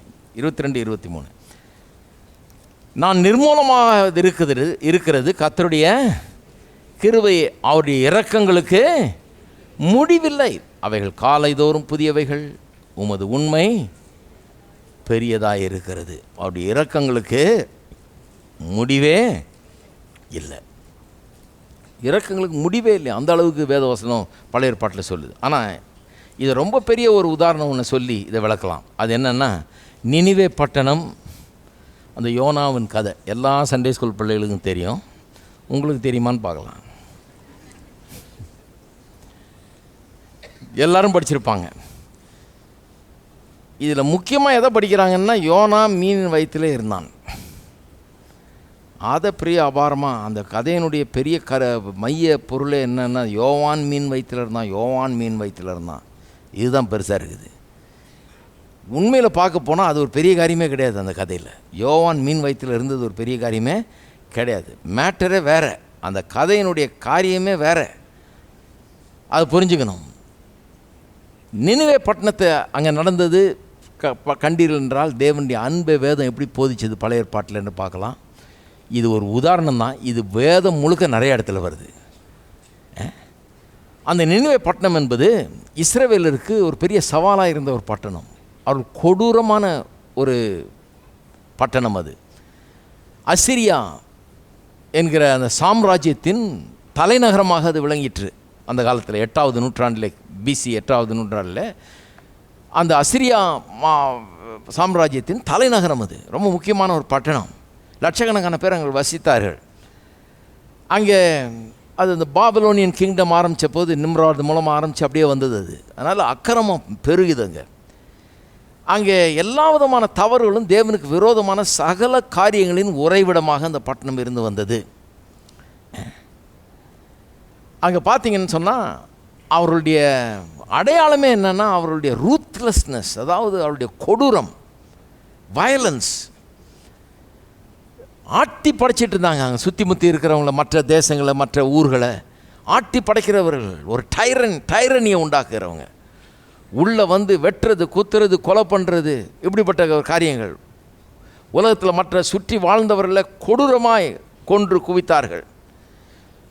கொல்லும்போது ஒரு இராணுவத்துக்கு எதிராக சண்டை போடும்போது அந்த இராணுவத்தில் இருக்கிற ஆட்களை கொன்றார்கள்னா அவங்க சரீரத்தை எடுத்து சும்மா களிமண்ணை தூக்கி வீசுகிற மாதிரி வீசுவாங்களாம், பிச்சு. அப்படி ஒரு இரக்கமற்றவர்கள். மனித தலைகளை வெட்டி ஒரு தேசத்தில் போகும்போது அந்த ஜனங்களை கொன்று தலைகளை வெட்டி குவிச்சு ஒரு பிரபின் மாதிரி எழுப்புவாங்களாம். சும்மா ஒரு பயத்தை உண்டாக்குறது, ஒரு டெரரை உண்டாக்குறது ஜனங்க மத்தியில். ஐயோ அவங்களா அப்படின்னு அப்படி உண்டாக்குறதுக்காக அப்படி பண்ணார்களாம். மாஸ் மர்டர், ஆயிரக்கணக்கானவரை கொன்று குவிப்பது, பிண குவியல்களை குவிச்சு வைப்பார்களாம். ஊர்களை பட்டணங்களை அப்படியே எரிப்பார்களாம். முழு பட்டணத்தையும் போனால் சும்மா யுத்தம் பண்ணோம் ஜெயித்தோம் அப்படி கிடையாது, சுத்தமாக எரித்து நாசமாக்குறது. அந்த ஊரையே இரத்த காடாக்குகிறது. அது மட்டும் இல்லை, அந்த ஊரில் இருக்கிற நதி குளங்களெல்லாம் செத்தவர்களுடைய எலும்புகளை அதில் போட்டு அதை அப்படியே அடைத்து போடுவது, இந்த மாதிரிலாம் பண்ணுவாங்களாம்.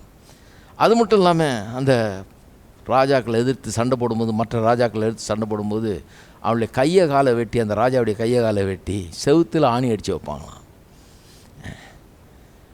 இன்னும் சில ராஜாக்கள் என்ன பண்ணியிருக்காங்களாம், தோலை உரித்து தூண்களுக்கு பேப்பர் வால் மாதிரி யூஸ் பண்ணியிருக்காங்க, வால்பேப்பர் மாதிரி, அதை செவுத்தை கவர் பண்ணுறதுக்கு. அந்த மாதிரி வேணும்னே எவ்வளோ கொடூரமாக ஒரு காட்சியை உண்டாக்க முடியுமோ உண்டாக்கி ஜனங்க மத்தியில் ஒரு பய உணர்வை ஏற்படுத்துறது, திகிலை ஏற்படுத்துறதுக்காக இப்படிலாம் பண்ணியிருக்காங்க பாருங்கள். அப்படிப்பட்ட மோசமான ஜனங்கள் இப்போ விளங்குது. இஸ்ரவேல் மக்களுக்கும் ரொம்ப தொல்லை கொடுத்து வந்தாங்க.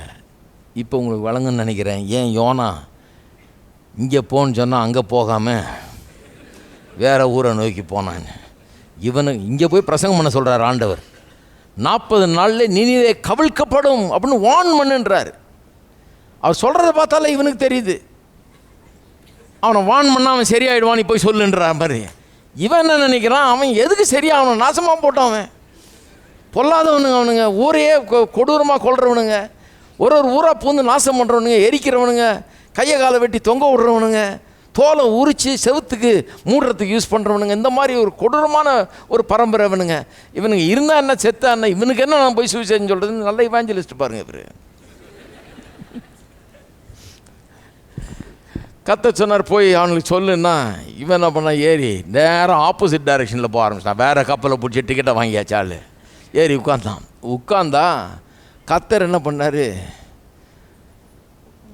ஒரு காற்று அடிக்க பண்ணுறாரு. காற்று அடிக்கப்பட்டு கடல் கொந்தளித்து அந்த மாலுமிகள் அந்த கப்பலோட்டிகளுக்கெல்லாம் அவங்களுக்கு பெரிய தெய்வ நம்பிக்கை உண்டு. ஏதோ தெய்வ குற்றம் எவனோ பண்ணியிருக்கான் போல, அதுதான் இப்படி நடக்குதுன்னு சொல்லி விசாரிக்க ஆரம்பித்து சீட்டு போட்டிருக்காங்க.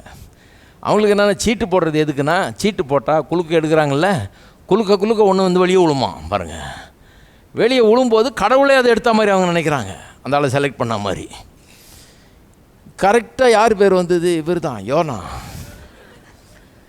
இவரை கூப்பிட்டு கேட்டிருக்காங்க, என்னப்பா விஷயம், யார் நீ, எந்த ஊர், எந்த ஜாதி, என்ன விஷயம், எதுக்கு இந்த கப்பலில் ஏறினேன், எங்கே போகிற, ஒன்றால் பெரிய தொல்லையாக இருக்கும் பொழுது உன் பேர் தானே வந்திருக்கேன்னு எடுத்து அவன் சொல்கிறான், ஆமாம் நான் கத்தரை விட்டு தூரமாக ஓடி போகிறவன், நான் கத்தரை நான் அங்கே போக சொன்னார், நான் இங்கே வந்துட்டேன், அதனால தான் உங்களுக்கு பிரச்சனை.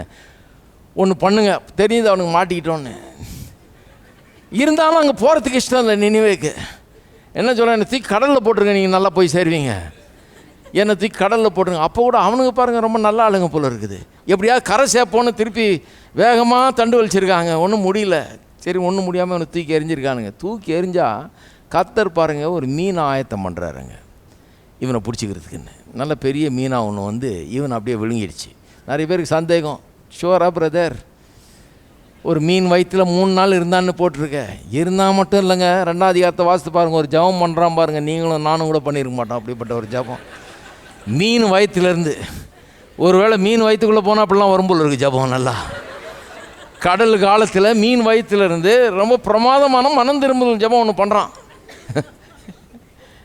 பில்லி கிராம்னு ஒரு பெரிய போதகர் இருக்கார் இல்லையா, அவர் சொல்கிறாரு, யோனா மீன் வயிற்றில் இருந்தான்றதை நம்புறதே நிறைய பேர் கஷ்டப்படுறாங்க. ஆனால் பைபிள் வந்து மீன் யோனா வயிற்றில் அவ்வளோ பெரிய மீன் இருந்துன்னு சொன்னால் கூட நான் நம்ப தயாரினார். அதனால் அதை விடுங்க, அது ஒரு பெரிய காரியமே கிடையாது, அது இங்கே மேட்ரே கிடையாது. அதை சைட் ட்ராக் ஆகிடக்கூடாது. அதில் போயிட்டு அப்புறம் மீனே பிடிச்சி அழுதுட்டு இருக்கக்கூடாது. எதை பிடிக்கணுமோ அதை பிடிக்கிறது இல்லை பாருங்கள். எதை பிடிக்கணுமோ அதை பிடிக்காமல் என்னத்தை எதை பிடிக்கக்கூடாதோ அதை பிடிச்சிக்கிட்டு அதை தான் பெருசாகிக்கிட்டு இருக்கிறாங்க நிறைய பேர். அப்போ மீனை விடுங்க, அதெல்லாம் விடுங்க. யோனா கூட இங்கே பெரிய மேட்ரு கிடையாது. இதெல்லாம் வந்து கதைக்கு அவசியமாக இருக்குது. ஆனால் மேட்ரே வேறு.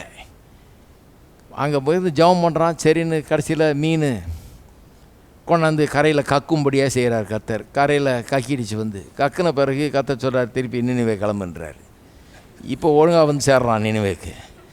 ஒழுங்காக நினிவே வந்து சேர்ந்து அங்கே ஏன் இங்கே வராமல் விட்டான்றதை அவனே சொல்கிறான் பாருங்க. நினிவே வந்த பிறகு சொல்கிறான் கர்த்தர்கிட்ட. நினிவே வந்த பிறகு இவன் பிரசங்கம் பண்ணி எல்லாம் உருப்பிட்டானுங்க, எல்லாம் மறந்துருப்பிட்டான் பாருங்க. அப்புறம் கர்த்தர் சொன்னான், இதனால தான் நான் வரமாட்டேன்னு.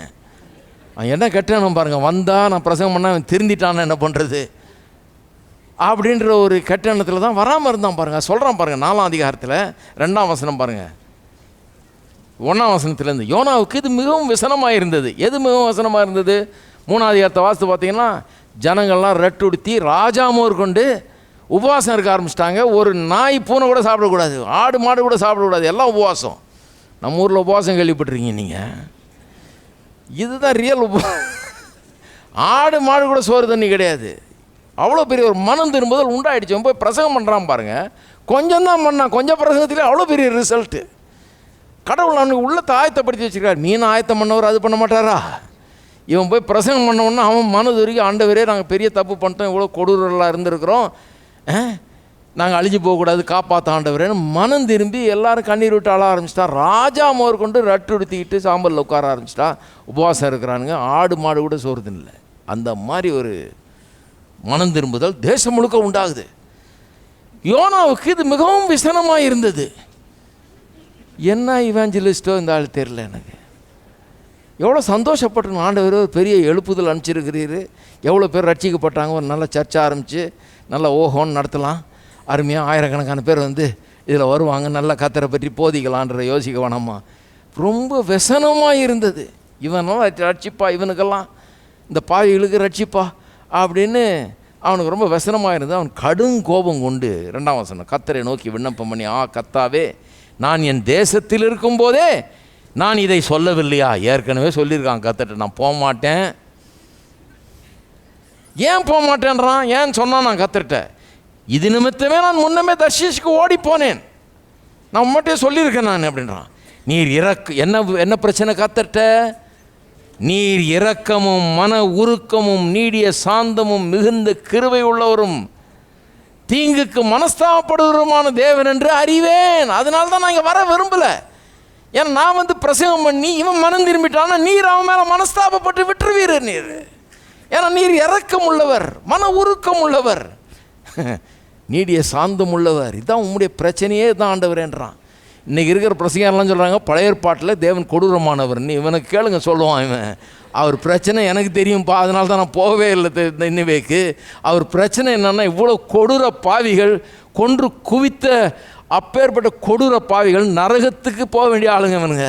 இவனுங்களாம் அவ்வளோ நேசித்து அவனை மன்னிச்சு விட்டுருவார்னு எனக்கு தெரியும். ஏன்னா அவர் அப்படிப்பட்டவர், இரக்கம் உள்ளவர், மன உருக்கம் உள்ளவர், கிருபை உள்ளவர். தீமைக்கு அவர் மனஸ்தாபப்படுகிறவர். தீமை செய்ய மனசு வர மாட்டேந்தவருக்கு. ஏன்னா அவருடைய சுவாபம் அது கிடையாது, லேசில் வரமாட்டேந்தவருக்கு. ஏன்னா அன்பு, அவர் அன்பாகவே இருக்கிறார். அதுதான் அவருடைய பிரச்சனைங்கிறான். அதனால தான் நான் முதல்ல போகல, அந்த ஊருக்கே போவேனான்னு நான் முதல்லன்றான். போய் பிரசங்கம் பண்ணுறான், எல்லாம் மனம் திரும்பிட்டான். இப்போ பாருங்கள், அதற்கு கர்த்தர் நீ எரிச்சலாக இருக்கிறது நல்லதோ என்றார். பின்பு யோனா நகரத்திலிருந்து புறப்பட்டு நகரத்துக்கு கிழக்கே போய் அங்கு தனக்கு ஒரு குடிசையை போட்டு நகரத்துக்கு சம்பவிக்க போகிறதை தான் பார்க்க மட்டும் அதன் கீழ் நிழலில் உட்கார்ந்துருந்தான். பாருங்கள், பிரசங்கம் பண்ணான். இவனுங்கெல்லாம் உள்ளே மனம் திரும்பிட்டானுன்னு இவனுக்கு தெரில. பிரசங்கம் பண்ணிவிட்டு சரி நம்ம போய் அங்கே வெளியே போய் கேம்ப் பண்ணுவோம், ஏன்னா ஏதாவது அக்கினி வந்து விழும் மேலே இவனுங்கள 40 நாளில் கவிழ்க்கப்படும் சொல்லியிருக்காரு கர்த்தர். இதை வேடிக்கை பார்த்துட்டு தான் போகணும் ஊருக்கு. நிச்சயமாக இவன் அழிஞ்சு போகிறத நிச்சயமாக பார்க்கணும். நேரம் நான் பண்ணிட்டேன், நான் போய் அங்கே போய் கேம்ப் போட்டு அங்கே உட்காந்து அங்கேருந்து வேடிக்கை பார்க்க போகிறேன். சிட்டி என்ன ஆகுதுன்னு, மேலேருந்து ஏதாவது வந்து உழுதா பாம்பு மாதிரி ஏதாவது, இவன் அழிஞ்சு போகிறானான்னு பார்க்கலான்னு சொல்லி போய் அங்கே குடிசை போட்டு உட்கார்றான் பாருங்கள். அங்கே ஒரே உஷ்ணத்தினால கடவுள் என்ன பண்ணார், ஒரு ஆமணக்கு செடி ஒன்று, அதுக்காக கவனிங்க, யோனாவுக்கு தலையின் மேல் நிழல் உண்டாயிருக்கும், அவனுடைய மனமடிவுக்கு நீங்களாக்கும். 6ஆம் வசனம், தேவனாய் கர்த்தர் ஒரு ஆமணக்கு செடியை முளைக்க கட்டளையிட்டு அதை அவன் மேல் ஓங்கி வளர பண்ணினார். அந்த ஆமணக்கின் மேல் யோனா மிகவும் சந்தோஷப்பட்டான். கர்த்தர் பாருங்கள், யோனா மேலேயும் இரக்கமுள்ளவராக இருக்கிறார். வெயில் ரொம்ப தாங்க முடியாத வெயில், உஷ்ணம், களைச்சி போய் வந்திருக்கிறான். பிரயாணம்லாம் பண்ணி, கடல் கடியிலலாம் பிரயாணம் பண்ணுறதுன்னா எவ்வளோ பெரிய வேலை, அது எல்லாம் பண்ணி வந்திருக்கிறான். அவனுக்கு சரி இவ்வளோ எரிச்சலாக இருக்கிறானேன்னு சொல்லி குடிசை போட்டு உட்காந்தவனுக்கு இன்னும் கொஞ்சம் ஏர் கண்டிஷன் பண்ணி தரலான்னு சொல்லி ஓவர் நைட்டு ஒரே நைட்டில் பாருங்கள் ஒரு ஆமனுக்கு செடியை ஒன்றா வளர பண்ணுறாரு. வளர்ந்து அது அப்படியே மூடிக்குது. அது மூடினோடனே குழுன்னு இருக்குது. வெயில் அடிக்குது. இங்கே நல்லா படுத்து தூங்க முடியுது. அவனுக்கு ரொம்ப இன்பமாக இருக்குது. அவனுக்கு ரொம்ப சந்தோஷம். அவனுக்கு பரவாயில்லையே. அந்த ஆமனுக்கு செடியை பார்த்தோன்னா அவன் என்ன நினச்சிருப்பான், பார் கர்த்தர் என் மேலே ஆசையாக இருக்கிறாரு, நான் ஆபிரகாமின் பிள்ளை, என் மேலே அவர் அன்பு கூறுறாரு, அவனுங்க அக்கிரமக்காரனுங்க, அவன் மேலே அக்னி வந்து உழப்போகுது, நான் இங்கேருந்து வேடிக்கை பார்க்க இந்த ஏர் கண்டிஷனில் உட்காந்து அங்கே வந்து அக்னி வந்து உழுறதை நான் வேடிக்கை பார்க்க போகிறனாக்கும். கர்த்தர் எனக்கு என்னைக்கு ஆமனுக்கு செடியை எனக்காக ஓவர் நைட் ஒன்று வளர்த்து கொடுத்தாரோ அன்னைக்கே எனக்கு தெரியுது கர்த்தர் என் சைடில் இருக்கிறாரு. இந்த அக்கிரமக்காரன் அவர் எதிர்க்கிறாரு, அவனை பயக்கிறார், அவனை அழிக்க நினைக்கிறார். அவன் அழிவை பார்க்காம நான் ஊருக்கு போகிறதில்லன்னு உட்காந்துருக்கிறான் பாருங்க ஏர் கண்டிஷனில். அடுத்த நாள் சூரியன் உதித்த போது 8 தேவன் உஷ்ணமான கீழ்காற்றை கட்டளையிட்டார். இல்லை 7 மறுநாளிலோ கிழக்கு வெளுக்கும் நேரத்தில் தேவன் ஒரு பூச்சியை கட்டளையிட்டார். ஏர் கண்டிஷனை கொடுத்தாரு. அடுத்த நாள் ஒரு பூச்சி அனுப்புகிறாரு. அது ஆமனுக்கு செடியை அரித்து போட்டது. அதனால் அது காய்ந்து போயிற்று. சூரியன் உதித்த போது தேவன் உஷ்ணமான கீழ்காற்றை கட்டளையிட்டார். அப்பொழுது வெயில் யோனாவினுடைய தலையில் படுகிறதுனால் அவன் சோர்ந்து போய் தனக்குள்ளே சாவை விரும்பி நான் உயிரோடு இருக்கிறதை பார்க்கலாம் சாகிறது நலமாக இருக்கும் என்றான். அவ்வளோ கோபம் அவனுக்கு. ஒரே நாளில் அற்புத விதமாக ஃபஸ்ட் கிளாஸ் ஏர் கண்டிஷன் பண்ணிடு. அடுத்த நாளே ஒரு பூச்சி அனுப்பிச்சு அதை தின்ன வைக்கலாமா? அறிக்கை விட்டுட்டீரு. இப்போ உஷ்ணமான காற்று வேறு அடிக்குது, உருன்னு ஏறுது எனக்கு தலையில், எவ்வளோ கஷ்டமாக இருக்குது எனக்கு, நான் செத்தா நல்லா இருக்கும் அப்படின்னு பேச ஆரம்பிச்சிட்டான். அப்பொழுது தேவன் யோனாவை நோக்கி நீ ஆமனுக்கு நிமித்தம் எரிச்சலாக இருக்கிறது நல்லதோ என்றார். ஒரு ஆமனுக்குக்காக அவ்வளோ எரிச்சல் உனக்கு, அதற்கு அவன் நான் மரணபரியந்தம் எரிச்சலாக இருக்கிறது நல்லது என்றான். மகா கோபம் அவனுக்கு. இதுக்காக நான் நம்ம வாழ்நாள் முழுக்க எரிச்சலாக இருக்க போகிறேன் இந்த ஆமனுக்கு செடிக்காகன்றான். அதற்கு கர்த்தர் சொல்கிறார் பாருங்கள், இதுதான் பாயிண்ட்டே, இங்கே இதுதான் பாயிண்ட்டே. அதற்கு கர்த்தர் நீ பிரயாசப்படாததும் நீ வளர்க்காததும் ஒரு ராத்திரியிலே முளைத்ததும் ஒரு ராத்திரியிலே அழிந்து போனதுமான ஆமனுக்காக பரிதபிக்கிறாயே, வலது கைக்கும் இடது கைக்கும் வித்தியாசம் அறியாத 120,000 பேருக்கு அதிகமான மனுஷரும் அநேக மிருக ஜீவன்களும் இருக்கிற மகா நகரமாகிய நினிவேக்காக நான் பரிதபியாமல் இருப்பேனோ என்றார்.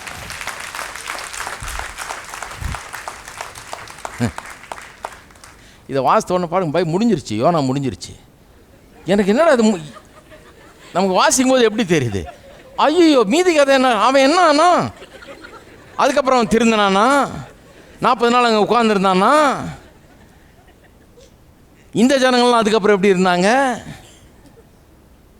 இவன் ஊர் போய் சேர்ந்தானா, அதுக்கப்புறம் என்ன மாதிரி இவாஞ்சலிஸ்டாக இவன் இருந்தான், எனக்கு அந்த கேள்வியெல்லாம் இருக்குது. ஆனால் கர்த்தர் எதையுமே சொல்லலை, அதோட சாப்டர் க்ளோஸ் பண்ணிட்டார். அதோட ஏன்னா பாயிண்ட்டை சொல்லி முடிஞ்சாச்சு அவ்வளோதான், இதுக்கு மேலே ஒன்றும் தேவையில்லைன்றார். இதை கவனிங்கிறார். இதுதான் கிளைமேக்ஸு. என்ன கிளைமேக்ஸு? ஒரு ஆமனுக்கு செடி நீ வளர்க்காமல் உண்டாகுது, நீ அதுக்கு தண்ணி பாய்ச்சலை, நீ உரம் போடல, நீ அதை நடலை, நீ அதை வளர்க்கலை, ஒன்றும் பண்ணல, உன்னுடைய எந்த முயற்சியும் இல்லாமல் என்னுடைய கிருபையினால் உனக்கு கொடுக்கப்பட்ட ஒரு ஆமனுக்கு செடி, அது ஒரே நாள் இருந்து ஒரே நாளில் போயிடுச்சு. இந்த ஒரு நாள் இருந்த ஆமனுக்கு செடிக்காக இவ்வளவு வருத்தப்படுற, எரிச்சல் விடுற, வாழ்நாள் முழுக்க எரிச்சலாக இருப்பேன்ற.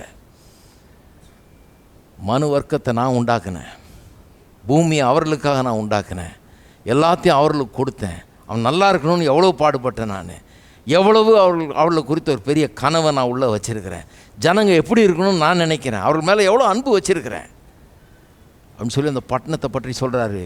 1,20,000 மனுஷர் அப்படின்னு ஆம்பிளிஃபைட் பைபிளில் வாசித்தீங்கன்னா சிலர் சொல்கிற அந்த அர்த்தத்தை அவங்க வெளிப்படுத்துகிறாங்க. இன்னும் சிலர் என்ன சொல்கிறாங்க, 1,20,000 பேர் வலது கைக்கும் இடது கைக்கும் வித்தியாசம் தெரியாதவர்கள்னு சொல்லியிருக்கு இல்லையா, அது யாராம், குழந்தைகள்னு சொல்கிறாங்க. ஒன்றும் அறியாத குழந்தைகள் 1,20,000 பேர் இருக்கிறாங்க. ஜனங்க அதுக்கு மேலே இருந்திருப்பாங்க, அதில் குழந்தைகள் இவ்வளோ பேர் இருக்காங்க. கர்த்தர் என்ன சொல்கிறாராம், அப்பா நீ ஒரு நாளில் வளர்ந்து அழிஞ்சு போன ஒரு ஆமனுக்கு செடிக்காக இவ்வளோ வருத்தப்படுற, நான் ஜனத்தை உண்டாக்கி ஒரு வம்சமாக அவர்களை ஏற்படுத்தி இந்த பூமியில் வச்சு இவ்வளோ நாள் கெட்டு போயிருக்கிறான், அவன் இவ்வளோ நாள் இருந்திருக்கிறான், என்னுடைய நோக்கத்தை நிறைவேற்றதில்லை, கெட்டு சீரழிஞ்சு கொடூரமானவர்களாக மாறி இருக்காங்க. அழிக்கிறது நியாயம் வரல, ஏன்னா இவங்க பண்ண தண்டனை, செய்த குற்றத்துக்கு தண்டனை கொடுத்தா அது தப்பே கிடையாது. பாருங்கள், ஒருத்தன் குற்றம் செஞ்சான், அவனை கொலை 10 கொலை செஞ்சான்றதுனால அவனை தூக்கு போட்டாங்கன்னா யாரும் ஜட்ஜு கெட்டவரோ கோர்ட்டு கெட்டவரோ நாடு கெட்டதோன்னு சொல்ல போகிறது கிடையாது. ஒன்றும் செய்யலைன்னா தான் கெட்டதுன்னுவாங்க இல்லையா? ஏன்னா நியாயம் செய்யணும், அப்படிப்பட்ட ஆளை தண்டிக்கணும்னுவாங்க. அப்போ நினிவே பட்டணம் அவ்வளோ அக்கிரமம் நிறைஞ்ச பட்டணம், அத்தனை பேரை கொன்று குவிச்ச ஒரு பட்டணம், அவ்வளோ பெரிய அக்கிரம கொடூரர்கள் இவர்கள்.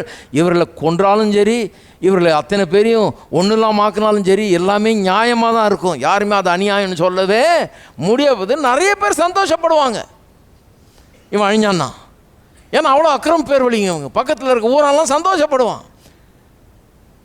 அவ்வளோ அக்கிரமக்காரர்கள். ஆனால் கர்த்தர் சொல்கிறாரு, அங்கே 1,20,000 ஒன்றும் அறியாத குழந்தைங்க இருக்கிறாங்க, நான் எப்படி அழிக்கிறது?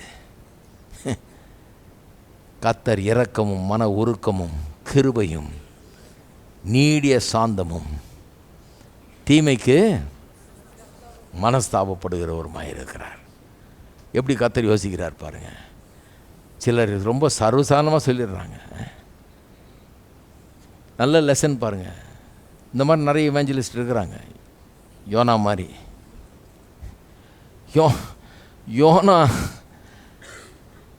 யோனாவை விட்டுருந்தா அக்கினியே கொண்டு வந்திருப்பான் மேலேருந்து.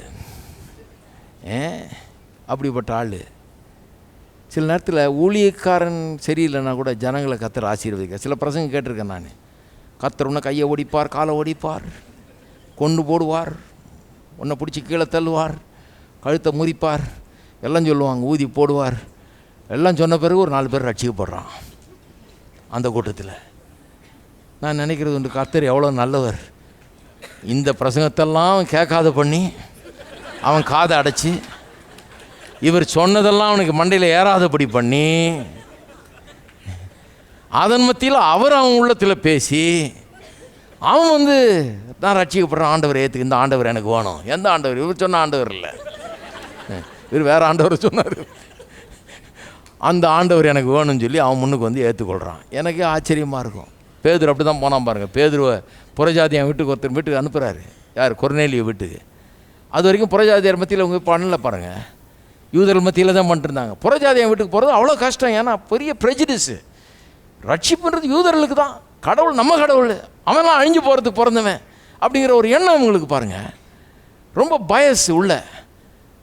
கர்த்தர் ஒரு தரிசனத்தை காட்டுறாரு. மேலேருந்து ஒரு பெரிய துப்பட்டி மாதிரி இறங்குது, அதில் 4 கால் மிருகங்கள் நிறைய இருக்குது, அடித்து புசின்றாரு. ஐயோ, நான் இதெல்லாம் சாப்பிட்றது இல்லையா ஆண்டவர், நான் யூதனாச்சே, நீயும் நானும் ஒரே ஜாதி, என்னை போய் அடித்து சாப்பிட்டு சொல்கிறீரே அப்படின்னு ஒன்று. அவர் சொல்கிறாரு, நான் எதை பரிசுத்தன்னு சொல்கிறேனோ அது அசுத்தம், நீ சொல்லாத அப்படின்னா. என்ன சொல்கிறாரு?